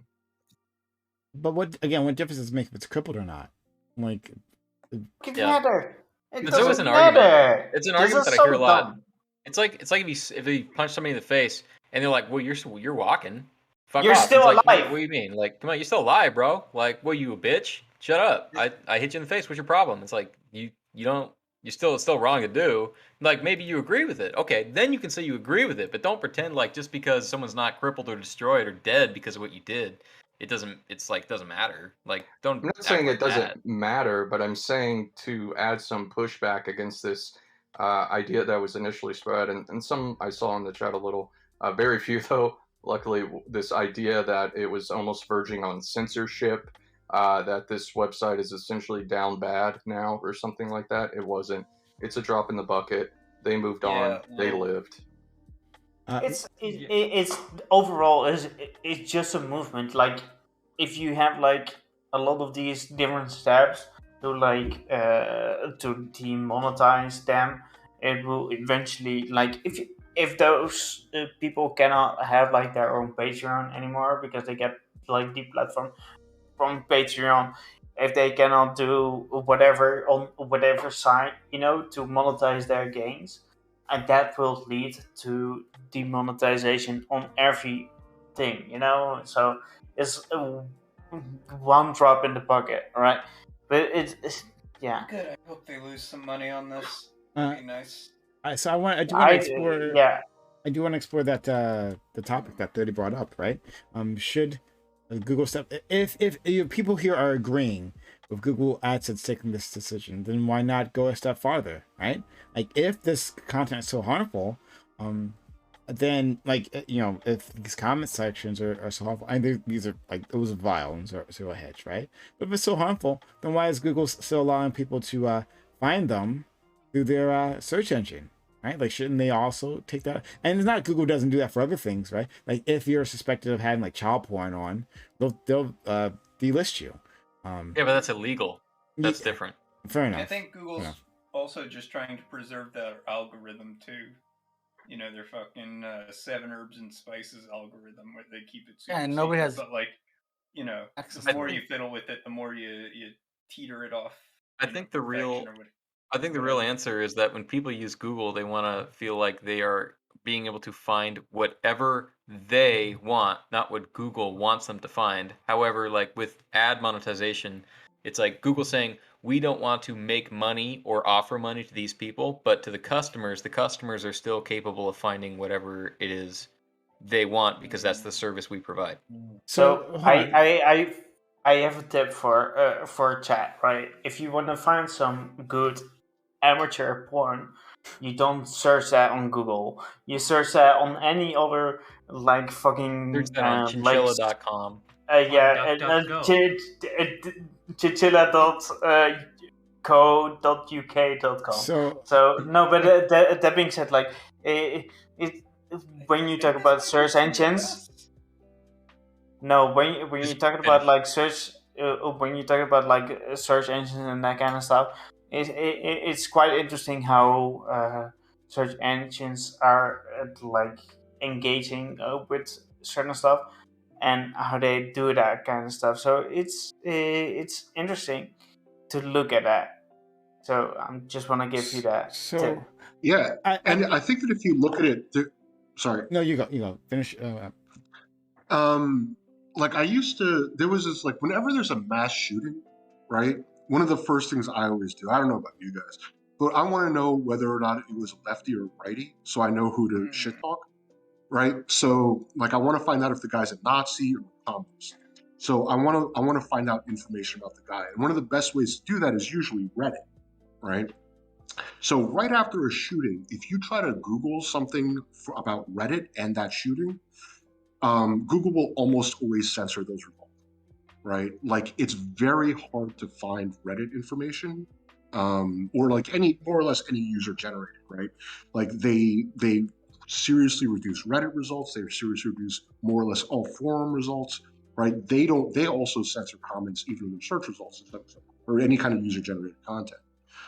Usually I have to like go to like heavy or something, but Google will like it's not like a shadow ban or anything, but they're going to hide a lot of results. You go to a DuckDuckGo or you go to like a Bing even, right? And you're going to get a lot of, you're going to get very, very different search results if you're looking for anything controversial. What my man on the top right was saying. Yeah. So we'll go to I think Mogwai. that's a good.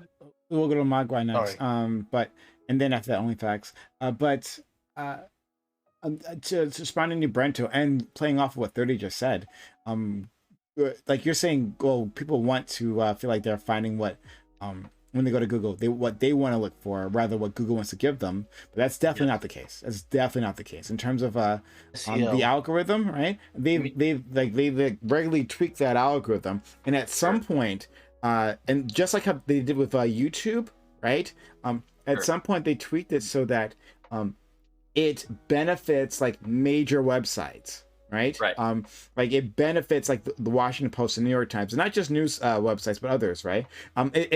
They changed how they judge links, and it was like, if I remember this correctly, and I might not be, remember, okay, so it was a while ago, but if I remember this correctly, they rated how many links go to a website. So like if it's the Washington Post, right?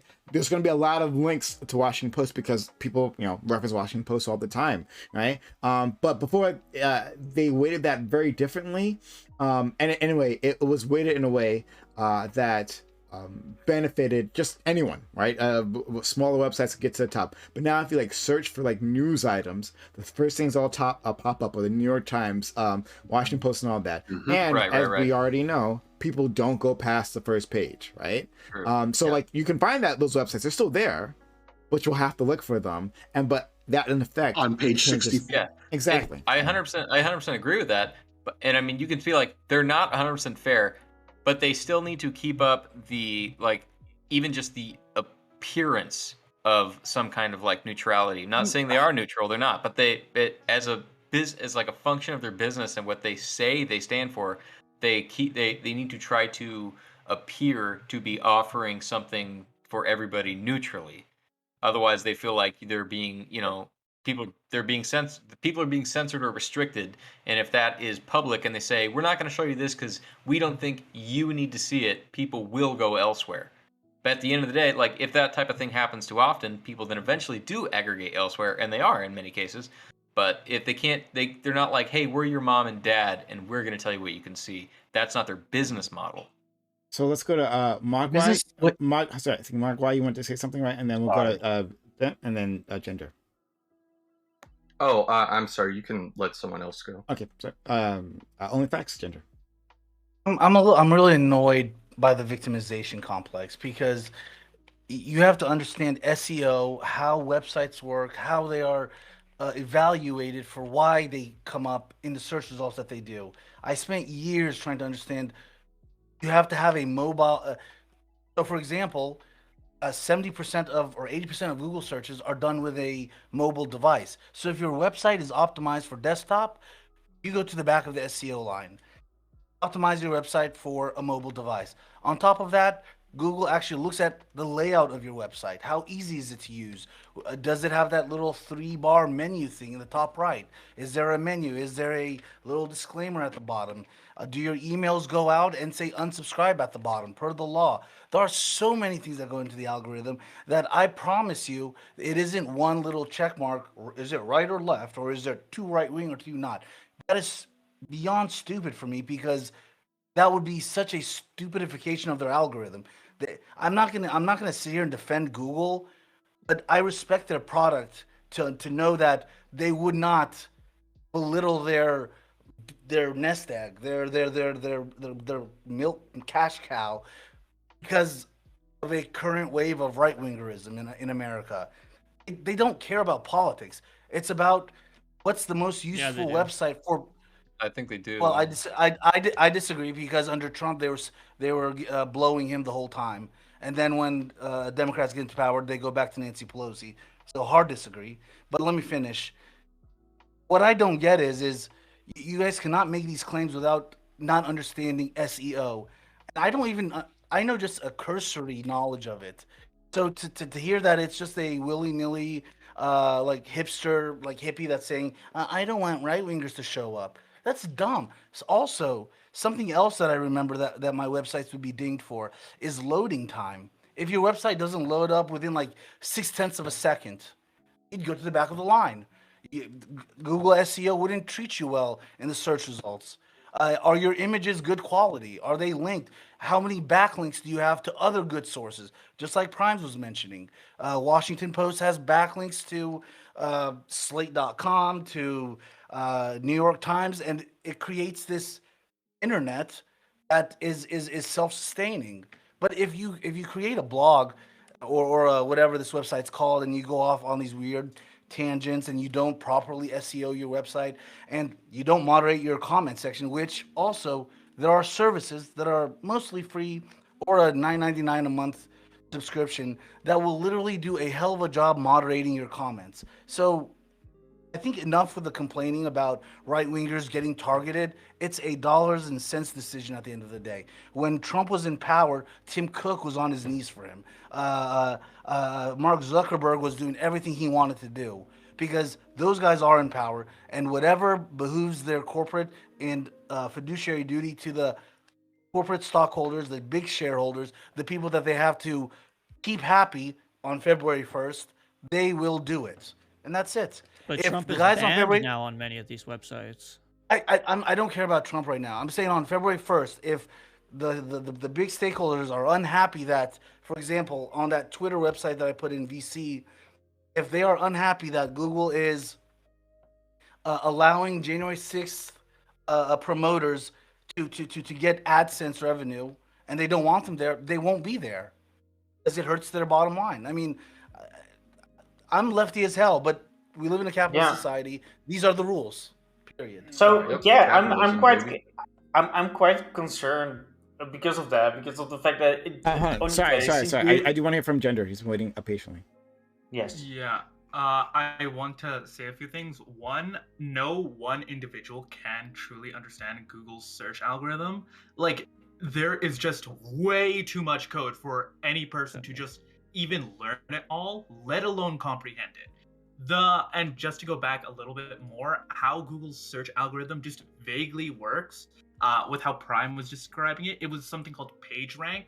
Basically, think of it like water dripping down a bunch of bowls, and where it collects the most, that is going to be the highest rank, whichever has the most links to it. so on and so forth. But going a little bit back, when it comes to algorithms themselves, in my opinion, search algorithms, there is a argument to be made for them, especially when it comes to like how Google describes it on their page. I linked in VC chat, by the way.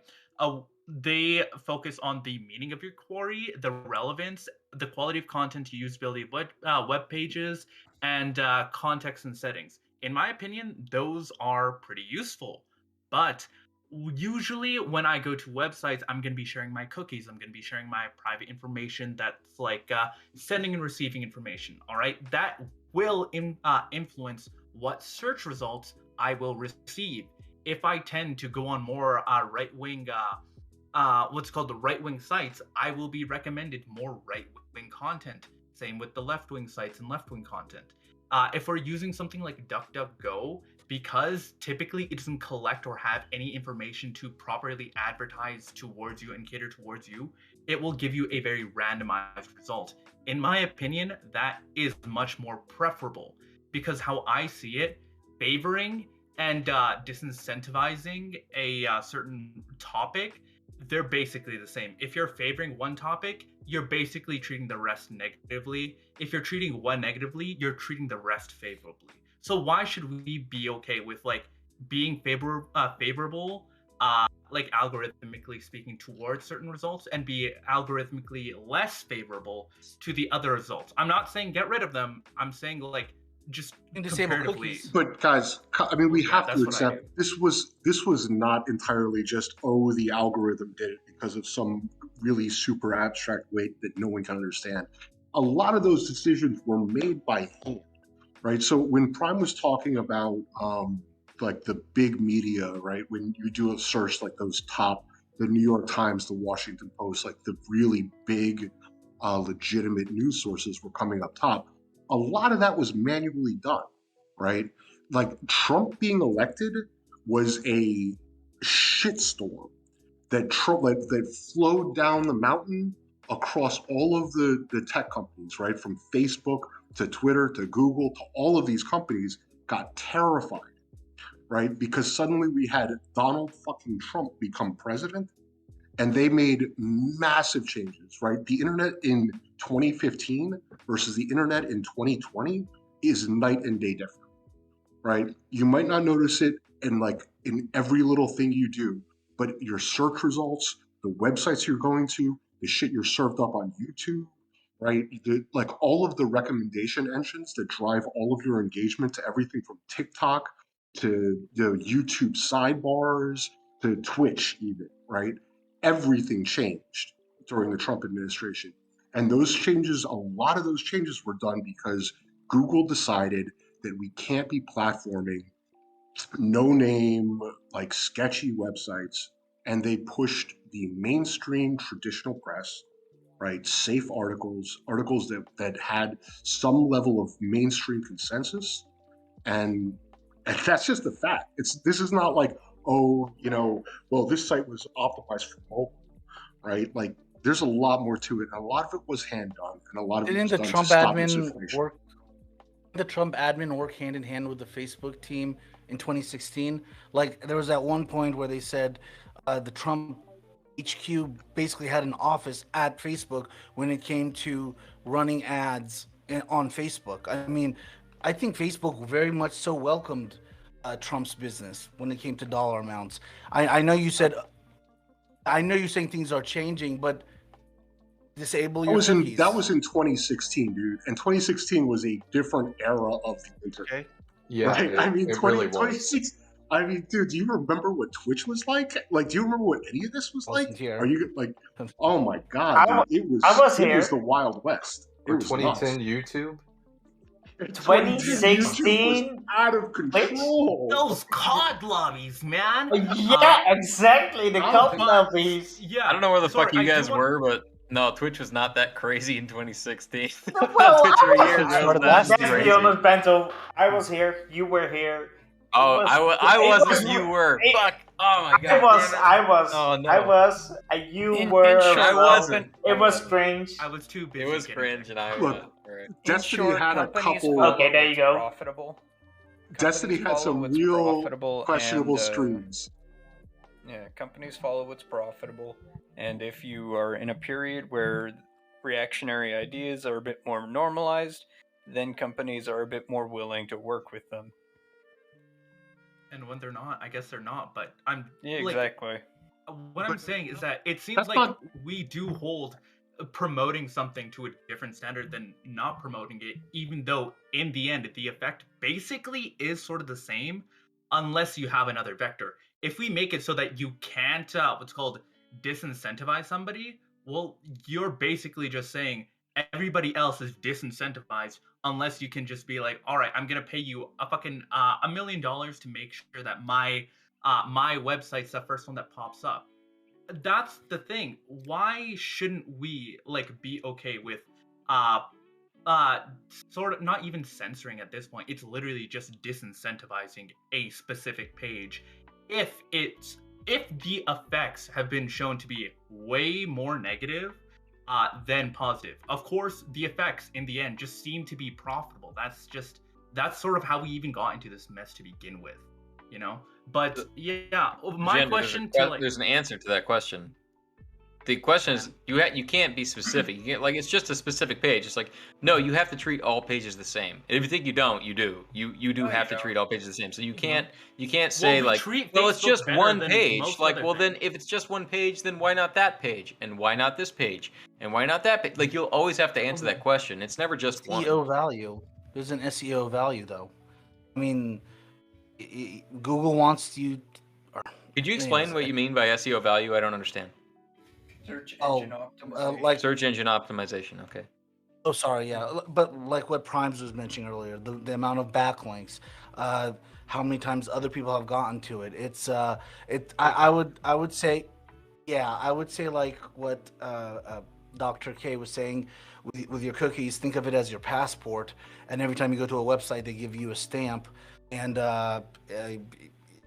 if you want to go to websites where the stamps are legit and they actually have a customs and a formal process, like they're actually legit. Where I mean, I don't know how to keep on going at this without like just saying this is just how it is. So- and I'm not always a fan of this. No, I'm sorry. Continue. I didn't mean to interrupt you. No. I was just gonna go on to like I'm very anti-war or pro-Palestinian or anti-Iraq war or whatever, and I can see where like news sites that don't toe the usual American line are not very searchable, and that's a bad thing.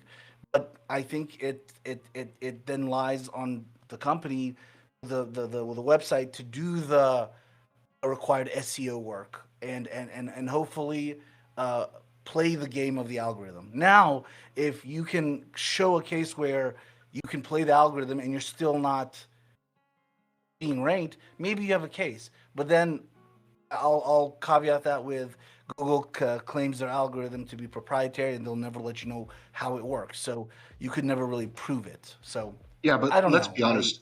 The SEO, however you optimize your site, if your website is talking about COVID, right, that's going to raise 7,000 bot scanners flags, and your page is going to be handled super different, right? Like we all know the COVID warning on the bottom of every YouTube video, right? Like, I mean, they have killers on that. So the content is going to matter. I still want to focus on this one question. We haven't really tackled it. If it's okay for AdSense to be taken away from these sites, why not delist them? Right? Should that not also be okay? And if you are delisted from Google, you're gone. All right, like your website doesn't exist. We can acknowledge that, right? So go ahead, Chinchilla, or anyone else. Yeah, I want to tackle this question. I would honestly think that's more honest because that's basically what they are doing, right? Because they are like trying to deplatform you in a soft way.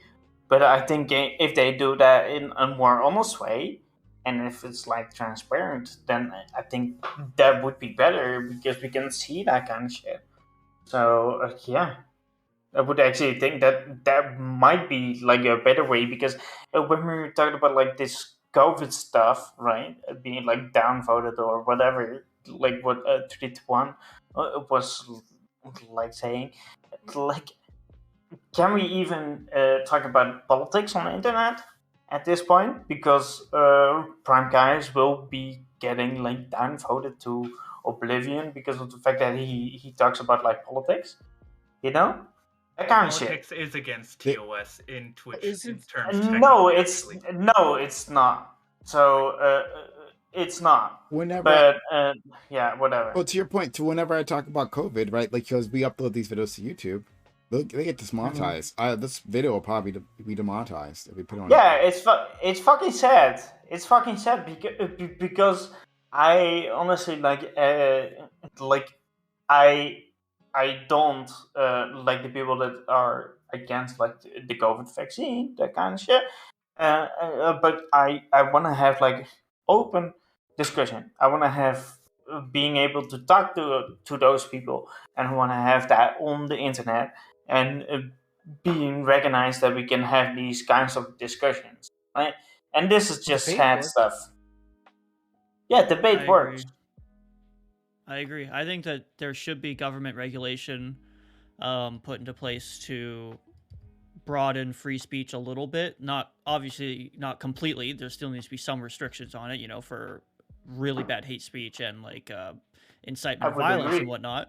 But I feel like different websites like YouTube, Twitter, Facebook, etc., are the new public square, and people should be able to speak their mind on these websites, even if it's controversial, without worrying about getting banned.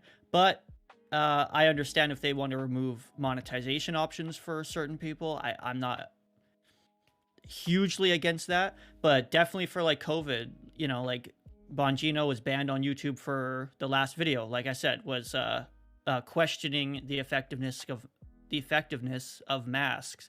And I think that's horrible. I think horrible that he got banned for that. And then, like, what if we get banned on Twitch for talking about it too? You know, I don't think that Joe Rogan should be banned on Spotify either for that, because of many different. I mean, we know the whole free speech argument, right?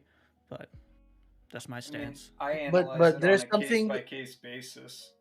You know, every situation has its own variance and nuance to it. And so, you know, this is one of those situations where you can't sort of apply a blanket rule to this sort of thing.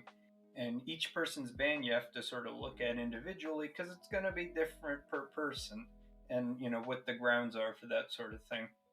I would agree on that on the case-by-case basis. You know, like the context extremely matters on these kind of stuff. But like If you're it's a thing that spreading big noodles. misinformation It's a about thing COVID, that the big then I'm noodles. pretty okay with you. Hold on, getting sorry. Let blasted. him finish. Let him finish. Like Oh, well, he it's interrupted me. No. so it's the thing that a big noodles brought up. It like it's basically like the might need to there has to be like some regulation to make those like these spaces, like when it comes to like Twitch politics, right? Like make that more accessible.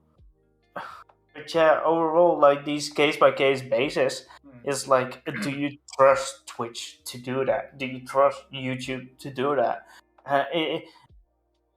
That's like a lot of effort or a lot of like responsibility within those like companies of like Twitch or YouTube to regulate that kind of stuff. Wouldn't you agree on that, Dr. K?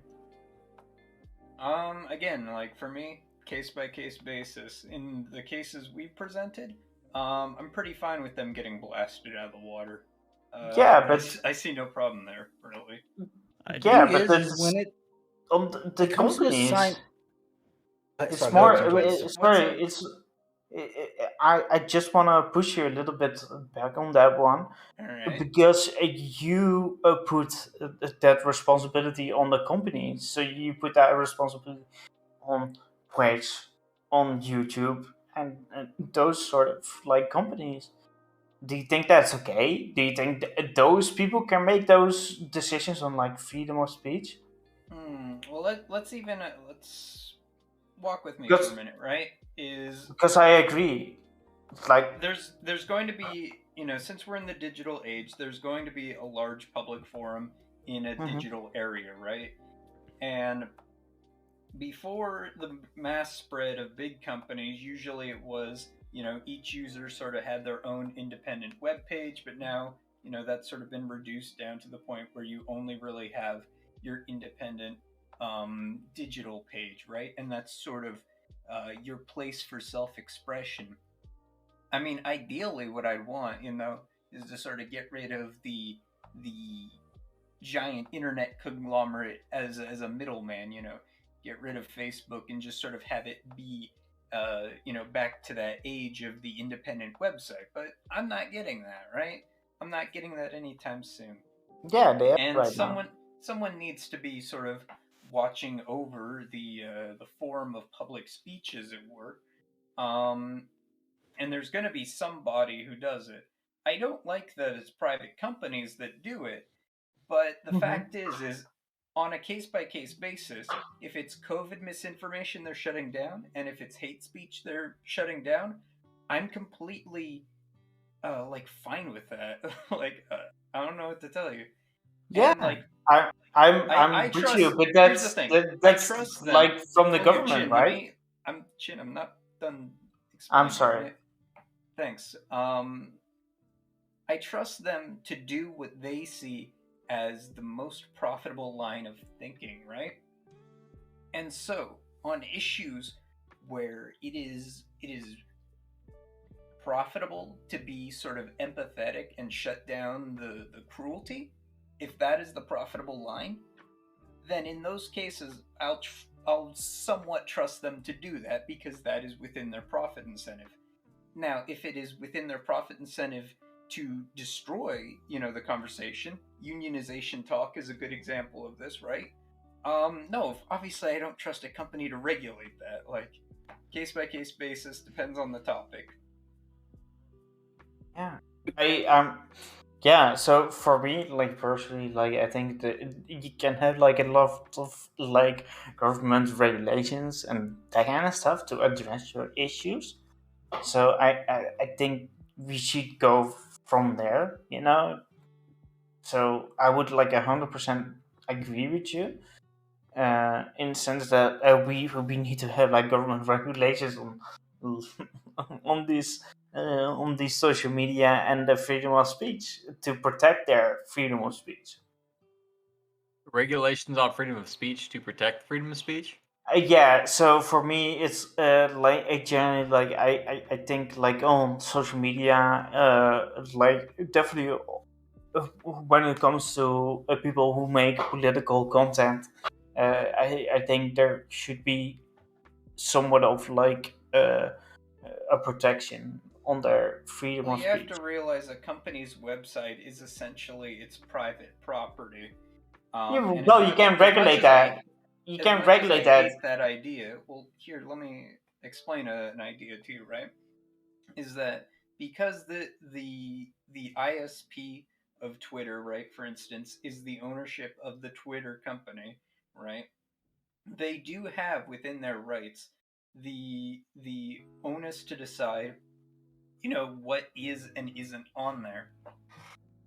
And so the only real solution I could see to long term, this kind of censorship thing would to sort of just be to create a public alternative, that because essentially, like, imagine a large public park anyone can go and talk at, but it's technically owned by like one dude, and he can kick you out if he wants. That makes it private. That's not public. You know what I mean, though. No, but there's a difference. There's a fundamental difference. Yes, you're being pedantic. I'm not being pedantic. I'm being specific. All right, it's a No. private Vento's park. right. Yes. Okay, lovely. It's a private park. That's the only private park, that's the only park in the neighborhood. It's the only place where you can go to talk. So clearly, if you want a public space, you need to create a public space. And if it's privately owned by an individual or a company, that is not a public space. We should create one.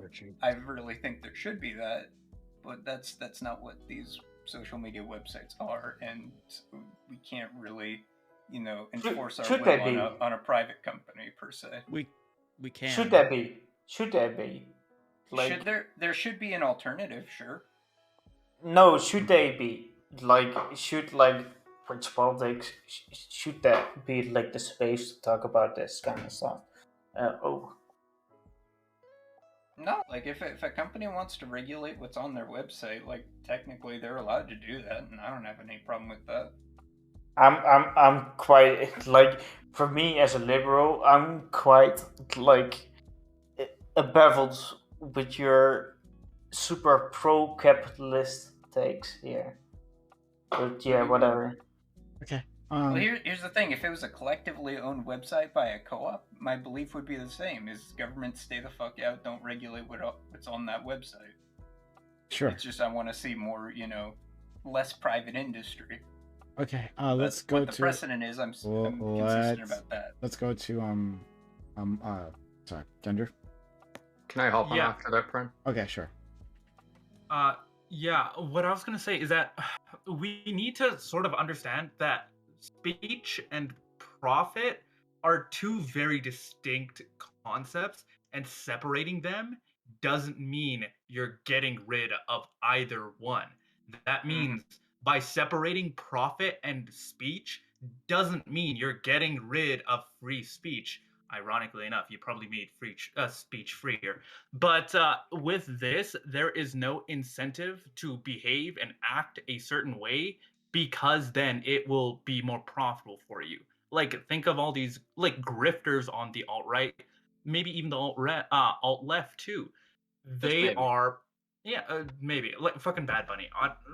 I don't know, but just generally speaking, when you are removing profit from speech, doesn't mean you are censoring it. So when we demonetize a platform, let's say fucking Bongino, whatever the fuck his name was, his platform, we removed the advertising from it. We haven't forced them. We haven't directly forced them to act a certain way. We have revoked. We, as in, pretend I'm the company. All right. We have revoked our consent to use us as a means of profiting off of the creation you make. So, for the creator in this instance, the person who is making said speech or said content, they can go through other avenues to make profit. Like me, I stream, but I make no money. I get no revenue from this, but I could seek other sources. I can seek a sponsorship. I can sell my own merch, or I can try and change my behavior or like the content I produce. So the platform that I am using would then monetize me. All right, but yeah, just separating those two concepts doesn't mean you're stripping away somebody's right to free speech if you can't make it so that they can profit off of said speech. You're just ungluing two things, like separating two Lego pieces, basically. If you're the Lego piece and you're the company and that's your right to do so, then that's fine. Yeah, that's true. I mean, essentially demonetizing, like, to demonetize someone's speech, if you have some means to do that, if it's your company, then you have the right to do that. But no, I mean, just to say like, well, no, removing like the profitability from your speech, or like removing your right to make a profit from your communications is no like infringement. Like, it could be. I don't think it is in this case. I don't think it is in Google's case. But no, I don't think that's entirely true. Like, you could say, like, if you restricted someone's ability to monetize their speech unduly, then that would be even if you weren't But you're restricting their not speech. putting any restrictions. You're just that's like not making it so you legally can't. true. As it is now, But you're yes, not I offering agree. I agree what you mean. Yeah. Yeah. Big Noodle. Did Big Noodle want to say something? No, I wanted to add. hold on, Magua, I wanted Go to say ahead. something. And then you can go to Outline Facts, please. Yeah, I'll try to be quick. I just wanted to address two things. One of them is your question directly, Prime. But the first thing, we keep talking about like nationalization or regulation of this. I mean, the whole idea behind Google doing this is a proactive measure. There's a reason it took them this long to do it. All right, and it's because Facebook and Zuckerberg got his ass handed to him in front of all those hearings. right? Now you can say, well, they were acting a little boomer, but I watched only a couple of the hearings, I won't lie, I didn't watch all of them, but if you listen, they understand that it's kind of hard to tell a private company to regulate and force on them, oh, you should allow this speech that's counter to your goals or to your mission. And so what these congressional hearings, what they kept pressing was the fact that, oh, so what you're saying is you're too big to effectively moderate, right? So that's the way they're going to go after these corporations, is by essentially dubbing them as a monopoly and breaking them up. So that's why I think Google, based, right? So I think that's why Google Ads did what they did. It's a proactive measure. It's a save their face measure. Yes, I agree with it. This woke capitalism, I like it. I think it's based as fuck. But still, I think we gotta maybe take a step back from this like heavy regulation, because I think the idea that the government could force upon a private business to allow any type of speech or any that's just a little too out there for me. The second thing, Prime, to answer your question directly about whether or not these people should be removed from the Google search engine altogether, I was looking it up. It's all over the place, but it's something like 70 to 91% of all search engine traffic goes to Google, and the next result is like 2 to 12 for Bing, which, you know, it's going to mostly be like old people in schools who are still using Bing or something like that. Bing. Bing's number one search result is like a search term. Yahoo. Bing's number one search term is, from what I've heard, is Google. So, Yeah. Bing, you're number one in my heart. Google Chrome. Go ahead. I mean, Bing is still number one, however. Go ahead. I heart Bing. For certain searches, I'll leave it at that. Bing. Yeah, but the point is that yes, it would be a heavy blow to be taken off Google. You could even call it a sort of delayed death blow, although, you know, I guess maybe a lot of the older people are going to be eating that content up, so maybe it's not that big of a deal. But regardless, I say fuck them, right? Take them off Google. It's the company's right. All right. If you're spewing racist bullshit or COVID misinformation, it's not like they're just saying, hey, guys, we heard about a lab theory, you know, something a little out there. When you're spreading like active disinformation like this that is causing harm to society, I say go for it. It's their right. They're a private company. Capitalism is based. So what if they were racist? Don't want to lower the amount of users they have. I'm just wanna ask this question, like Mogwai guy. What if they were racist? Could they spread their racist ideology? What if Google was racist? Well, so I would imagine in modern society that a search engine like Google, like if there was a racist Google, that's like pretty hilarious. Google with a beard, right? Like the evil. Why a beard? Why is a beard racist? Am I inherently evil? What? No, it's a Star Trek. C-suite would get rid of the CEO. It's a Star Trek reference. It's a Star Trek reference. What are you calling gender choose racist? This is like outrageous. Just kidding. Go ahead. But to clarify, I would seriously doubt that in today's modern society, someone would reach the size of Google. You know, based on the fact that, hey, we're a racist search engine, despite how doomer-pilled many people are on America. That being said, I think if they were that racist, that hateful, that I think similar to Facebook, they'd probably at a certain point get grilled by Congress, by hearings, something of that matter. The people would speak up enough to essentially, at that point, deplatform them, or at least scare them enough into action, which is what Facebook did after Zuckerberg got his ass handed to him. All of a sudden, they took misinformation seriously, including as far as ZeroHedge. They actually banned the sharing of ZeroHedge links. For me, sorry, go ahead. No, I just want to go really quickly. I want to tag on to that. Before it ever would get to Congress, a racist company as the size of Google, the C-suite would have gotten rid of that CEO, just like they did with Papa John's.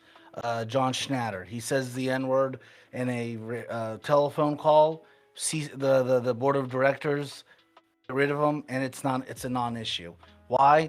They own more shares of the company than John Schnatter does, and out he goes. They had enough votes to get him out, and that's it. They stop the bleeding, and it's their fiduciary duty.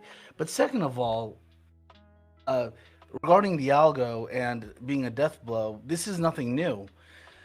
The algo for Google changes every so couple of years, and then all of a sudden, companies that were blogs or vlogs or that were at the top now are not to be found anymore because Google has decided this is how they're going to go do their algo, et cetera, et cetera. And this really was a bad thing when they went from prioritizing mobile websites over desktop websites.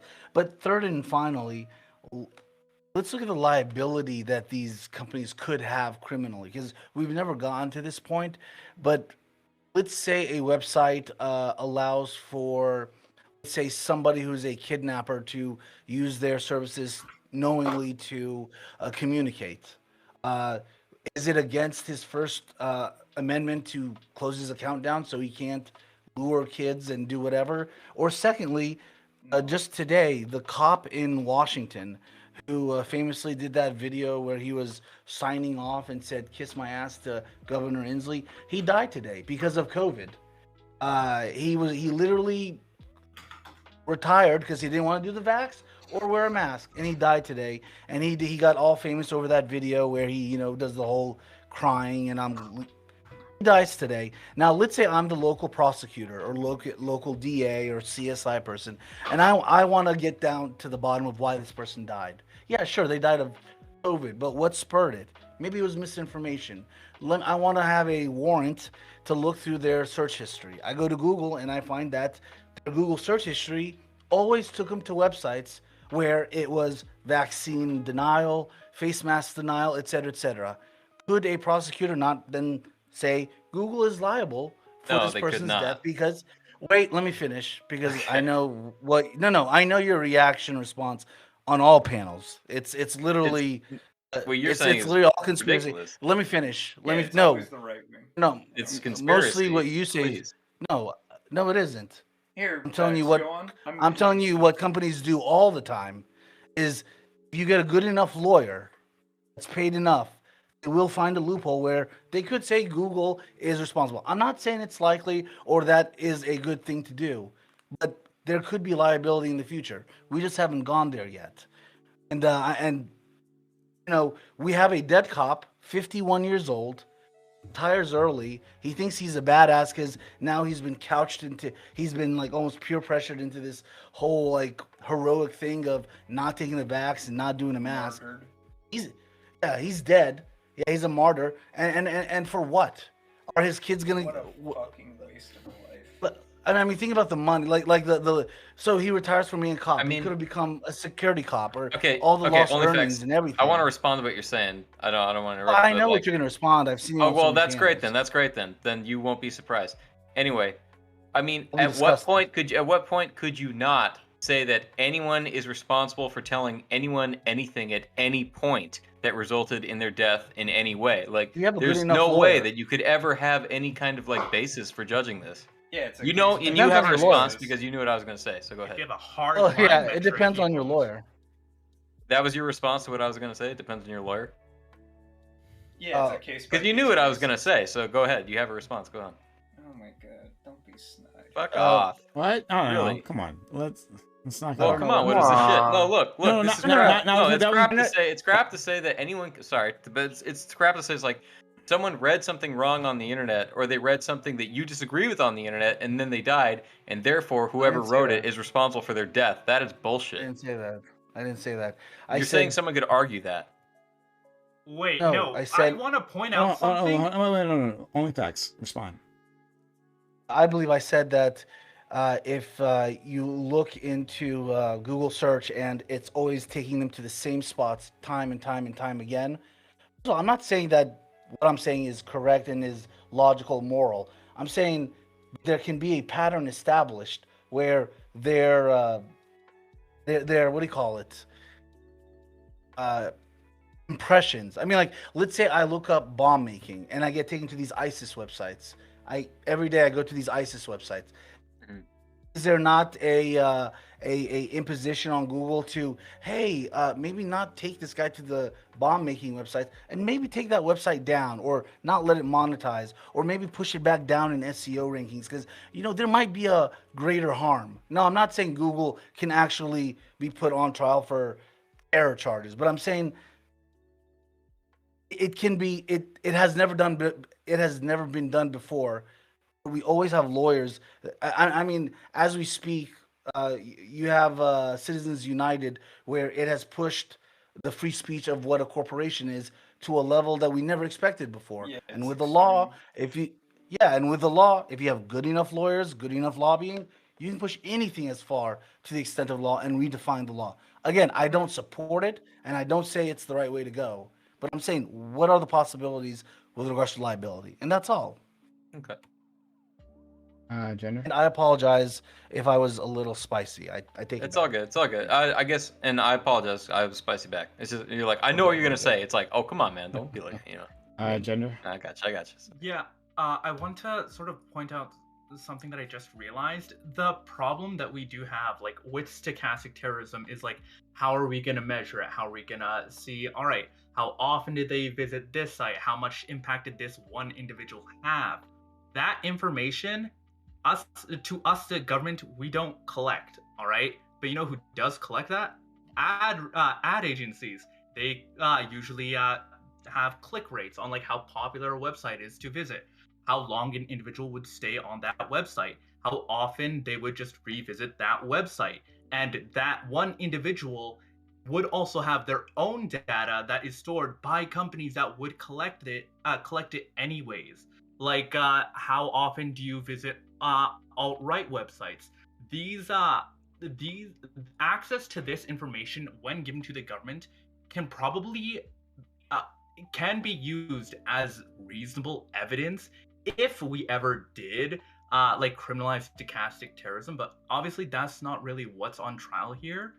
What I want to point out is that we have access to the information we need to actually charge somebody with stochastic terrorism because of all the money that they have made, because of the profit they have shown that, one, there are a lot of people visiting here. Two, that there are some people that will be deeply affected by the rhetoric they say.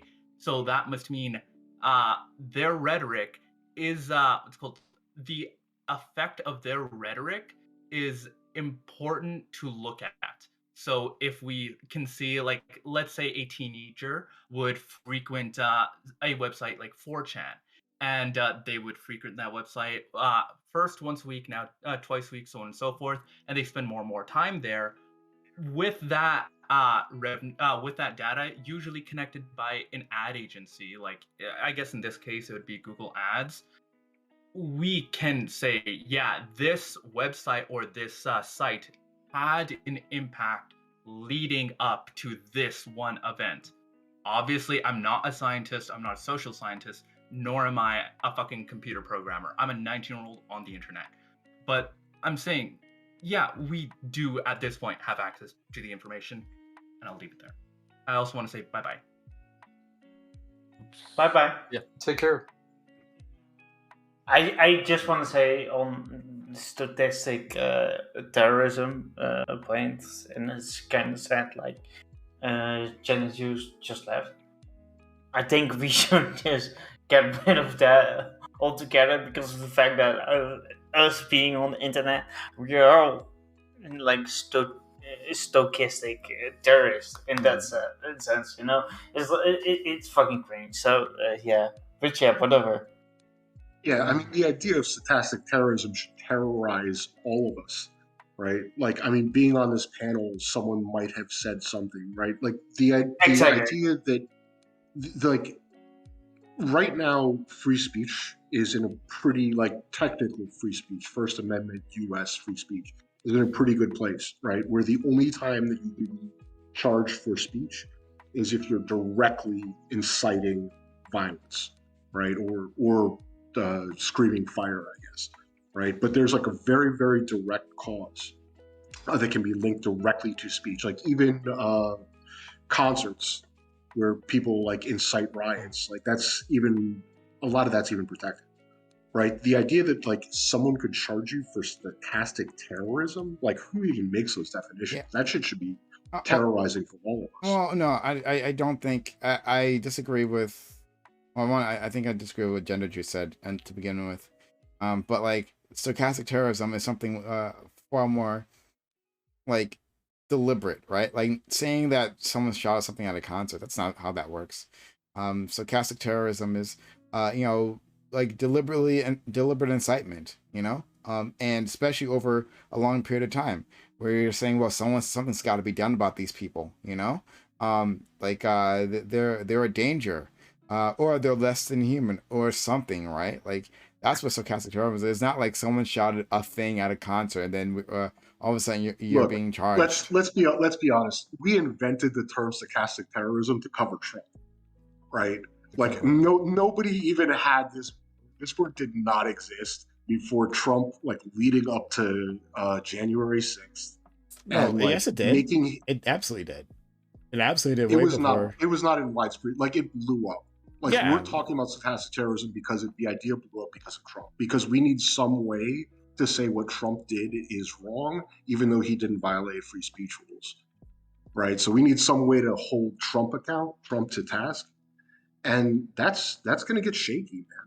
Like maybe we do want to hold Trump to task, right? Maybe we do want to say Trump is wrong, but who's next on that list? And who makes a decision for who's next on that list? And well, that kind of stuff gets real scary real fast.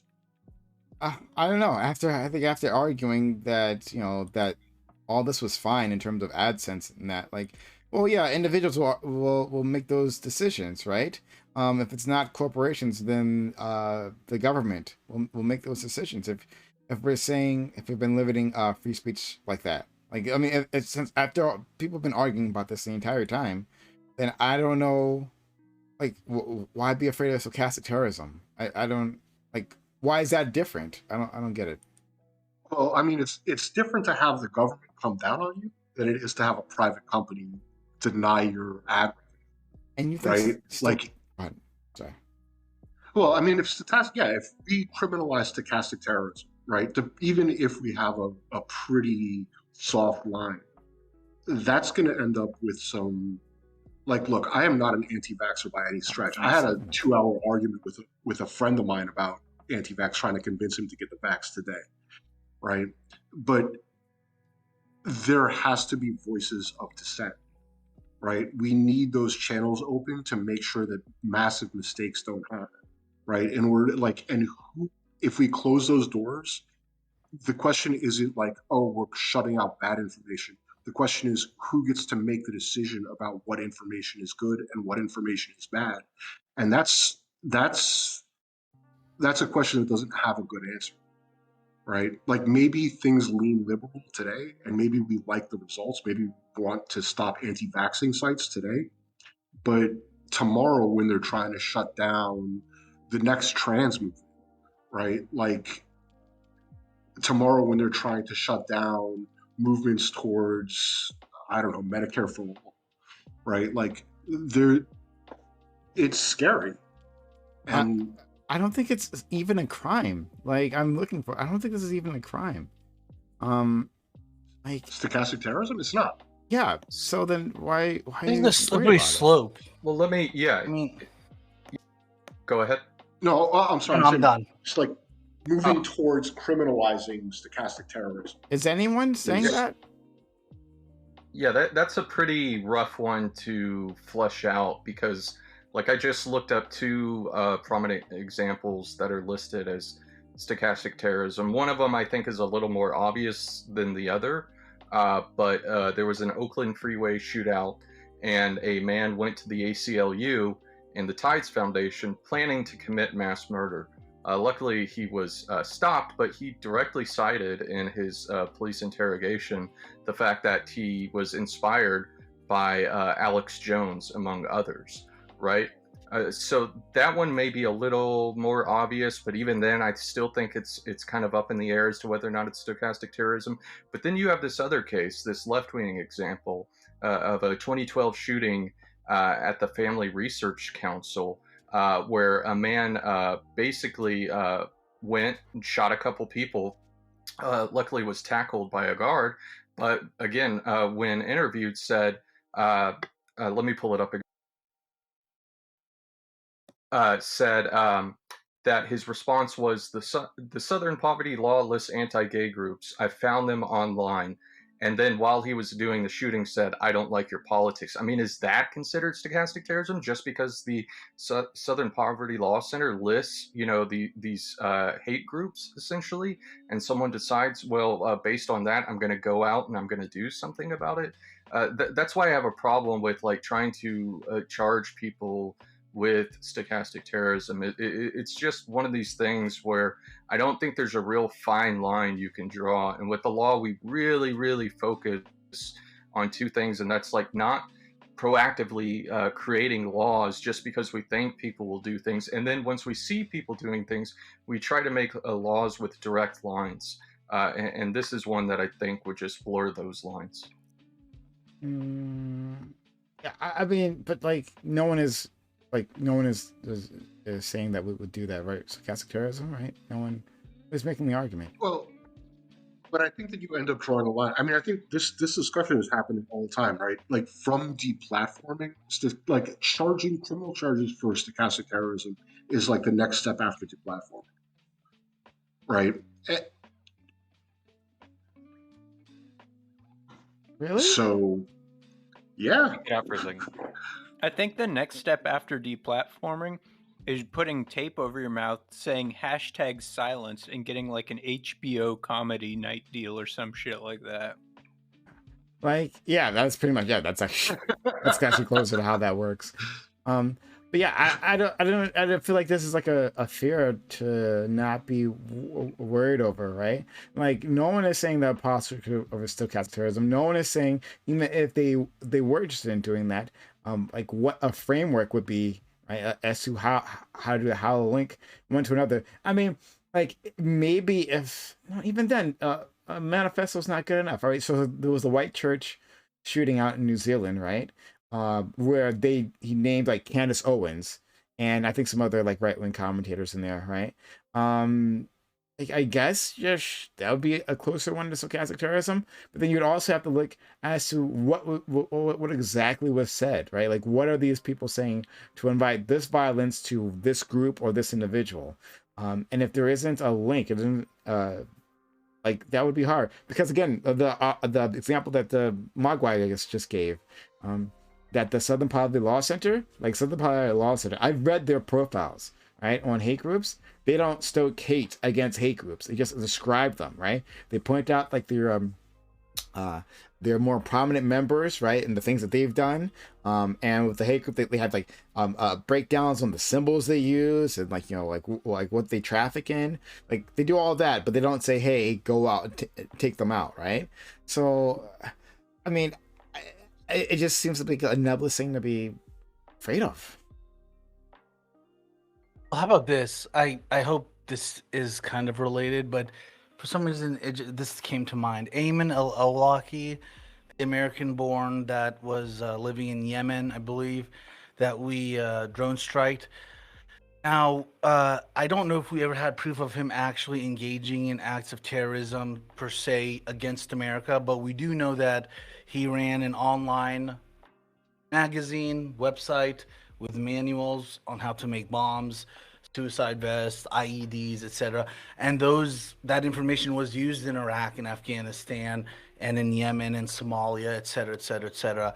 And correct me if I'm wrong, anybody here, but from what I understand was he was sort of like this, they're like a CIO, like chief information officer type, where he was the guy who got the manuals and the technical guides and how to make explosives and whatnot, and he was deemed enough to be killed. Now, I know that's the war on terror, and I'm not advocating for something like that for right-wingers, sorry, but not that far. But you can see where, like, somebody in this sense was a stochastic terrorist, I think. I mean, is that the correct definition for that, or am I way off topic here? Something just came to mind, I thought. I think that's just outright terrorism, right? Like aiding and supporting. Well, okay, that's all I wanted to know. I thought would that fall under stochastic or not? 'Cause Yeah, no, so if he's not actually, Stochastic is more when you use your rhetoric to stir up a lot of people in the hope that one lone wolf, Yeah. not acting as a group, one person on their own, is going to then do something.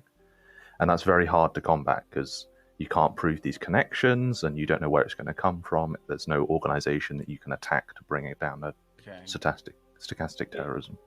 Yeah. It's Take Great that back, example. man. That was a bad example. So, it's all like right, yeah. only facts to to talk about like stochastic terrorism. It's a bit like how right wingers are talking about like there is going to be like a race war. You know, that's like Yeah, stochastic okay. terrorism. So that's how you gotta see Oh, it. Ayman, And, whatever. or whatever his name was Amar talking about Al-Awlaki. Ayman Amar. al-Awlaki. Amar. Anwar, sorry, Amar. Anwar al-Awlaki. Mm. I'll just call him Anwar. Okay. Yeah, I'm trying to meme here, but I was gonna say, well, he was calling for holy jihad or whatever. But, anyways, we can get beyond that. I'm just kind of, looking. Yeah. Do you think that BLM has any responsibility? Like, if BLM was a centralized group, right? If BLM had leadership, It is do you a think that centralized leader? group. Well, I mean, it's really not, right? There is a BLM organization, but nobody gives a shit about what they say, right? True. But if it was actually a centralized organization, would you say that organization was responsible for rioting, or like that organization, the media that organization put out was responsible for rioting? Were they stochastic terrorists? Laughing isn't a response. Just let him speak. I mean, go for it. What do you think? Well, I I've think not- there I've was not- so many. I've not heard any examples of the organization trying to promote any kind of rioting. I'm moving into a hypothetical, right? There is no real leadership to BLM, but if there was an organized and coordinated media campaign that was sending out messages, and those right, that messages was were more or you less- should be rioting, or and those messages were more or less similar to the kind of messaging that happened in the real world and what actually happened, right? Would that organization be potentially responsible for the fallout, right? For the violence Depends committed on the in- circumstances of the individual cases that be. That said, focus on what's happening in the real world rather than something we've constructed, yeah? Well, we can't. I mean, go ahead. It feels I don't like know, I think something like there's- all. I was gonna say, if it was something like where there was a leader who said, "I'll meet you there, and let's be there strongly and bigly, and make this country great, and show those people who's boss and all that." Yeah, I would hold BLM accountable, and if they went and actually jumped into this building and tried to, pee and poop and all over the place, steal shoes, yeah, or burn or whatever. yeah, unfortunately, I it's hypothetical. But, Okay, but there How many have been people here? things where things How like many happen people like here that. would be? Go ahead. Sorry, go. No, I was gonna say. I mean, there were instances of like rioting and looting and things like that. There have been instances of violence at like BLM, protests and things like that. And I'm not making the argument that they're all like specifically connected or that someone called for them. But I mean, those things do happen, right? Trust Right. me, if the cops could fucking slam a centralized organization for what they see and what they love to arrest against, they would. It's just nothing like that exists, so they have really nothing to go after. Closest thing they have to something like that is Antifa, and that's ephemeral. Yeah, Antifa, exactly. I mean, that's why the Trump was sending in the feds to swoop up people, right? They were the closest one, and I don't. Fucking Gestapo, man. Yeah, well, I don't link. I mean, I understand Antifa likes to ally with BLM, but I see them as two separate organizations with two different goals, or at least the protests, the BLM. Calling either of those an organization is a kind of loose term, I suppose. Yeah. Here's my issue was, a lot of times there are protests all across the world, and one of the best ways to discredit any movement is to have like agent provocateurs. So people that are, and this is not conspiracy theory, this is actually true, and I'm not saying it's from the police, but it's from opposing ideologies, will send somebody to maybe rile up the crowd into doing something they don't want to do. Or, for example, where the cops will, Yeah. like during the LA riots, force people into areas where they can like provoke racial tensions during the LA riots. But Yep. also, if you guys remember the guy with the black umbrella, and they were going by the auto zone, and they were just methodically just breaking every glass at the auto zone, and there were BLM people telling him to stop, like, what the hell are you doing? Like that right there. And then and it turns out he's a white whatever nationalist dude from out of town. Like, those are the things that makes the whole stochastic terror and assigning it to a group or a centralized or a disparate movement like that hard, because you have all these like possibilities of foreign agents, let's Yeah, call it. exactly why I emphasize case by case.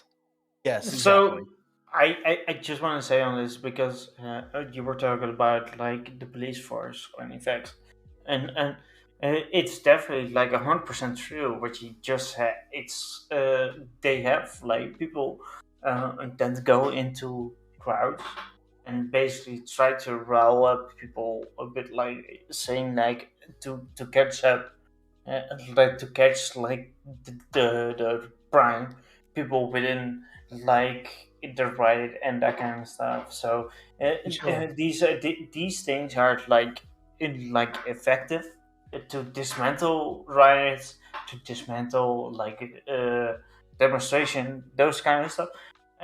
This is just general tactics. They, and within the Netherlands they call those people like Romeos.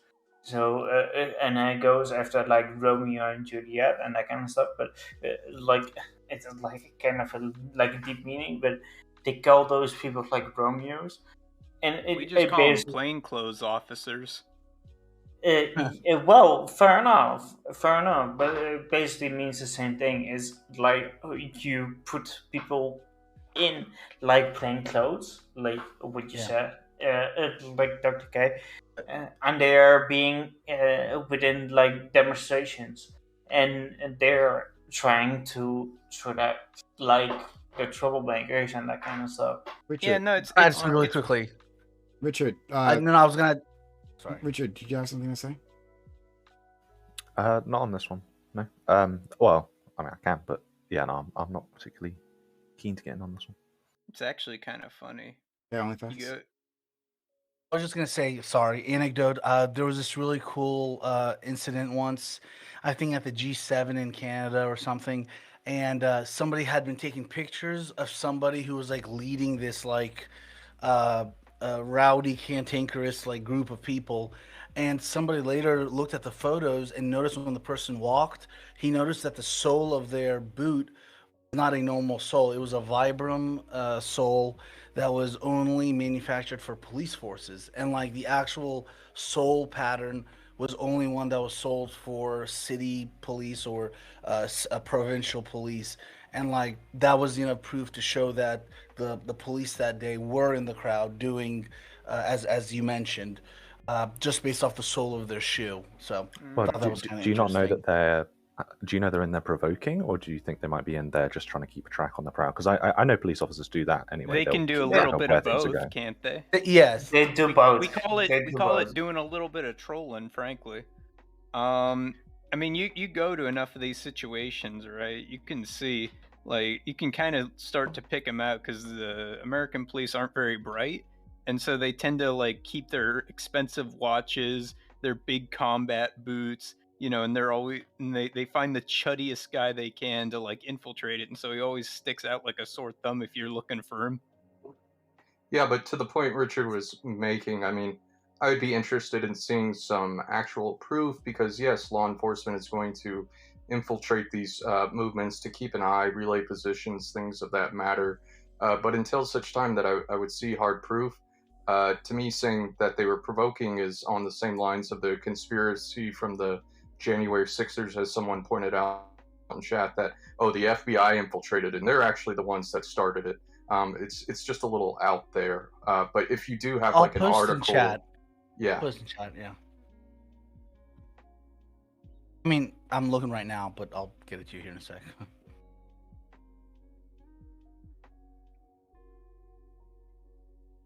Y'all can go ahead, or am I on mute? Yeah. Oh. Someone want to say something? It is. I mean, it is a word on to itself. It is an established word, and it's not a conspiratorial term. But I'll find some incidents of it. False flags have, right? I mean, I'm not a fine. conspiracy You got guy. me. I'm not. You got like, me. No, Yeah, but I mean, that's they have historically, right? Like we do know of false flags that have happened before, right? Yeah, Whether or they not a absolutely have. false flag happened in during the BLM riots or whatever is kind of immaterial, right? We're talking about whether or not these kinds of things can be abused, and they can. Are they? Well, Are they right now? I mean, who knows? I don't think so. I think it's still a lot specific harder now that situation- everyone's videoing everything. Like now that For the everyone has a specific- camera, it's a lot harder to do those kind of things. For the specific situation of the AutoZone guy, I dipped into it, and we have receipts from his ex-wife, quite literally confirming that was him. So I don't know. Yeah, that one's pretty open and shut. And he was mostly caught because of the video, because someone videoed him. Yep. Yeah. And he was a one-off. He was just a random alt-right guy, right? He wasn't like a police or anything. No, he's with the St. Paul Police Department.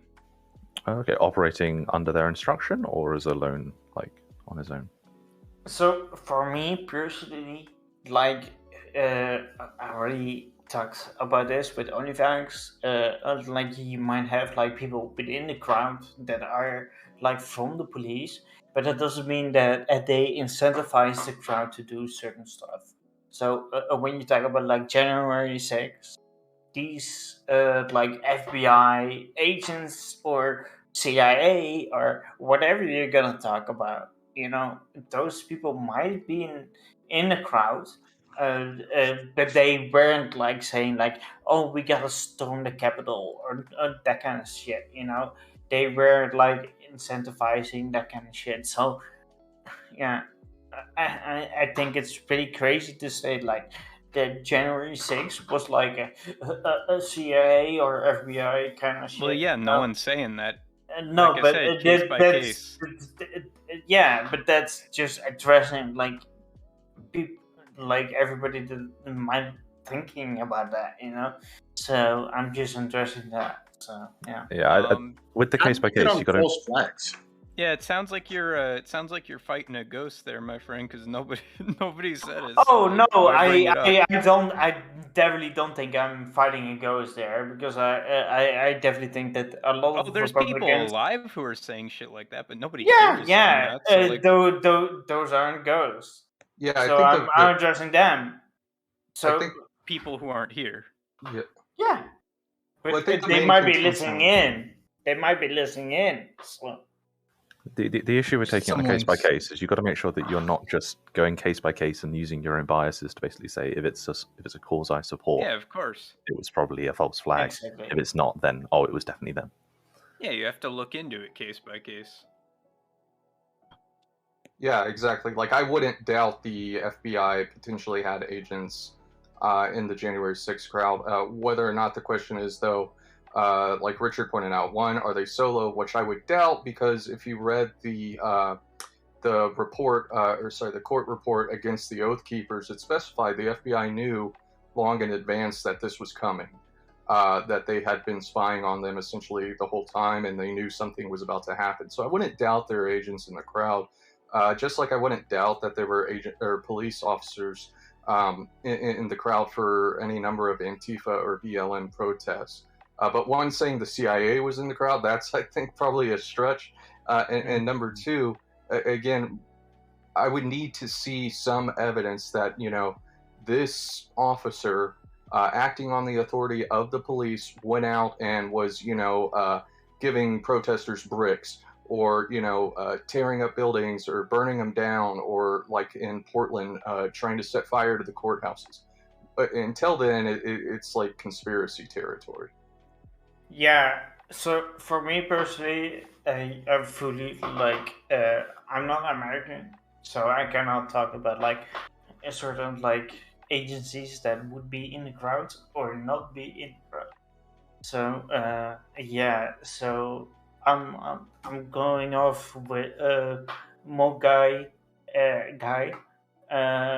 on this one, and I'm fully attracted Okay. that Yeah. Sure. CIA Okay. No is worries. being Sure. No Sure. worries. Sure. All right. Anyone else?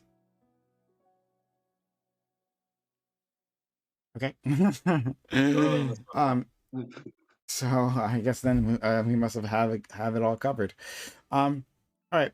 Well, in that case, I'll just head off. We'll be back tomorrow. We'll have more content. We always do. So come back. I will have the small council. That'll be great. I'm actually quite excited about it. So come back then. If you've been enjoying this content so far, hit that follow button.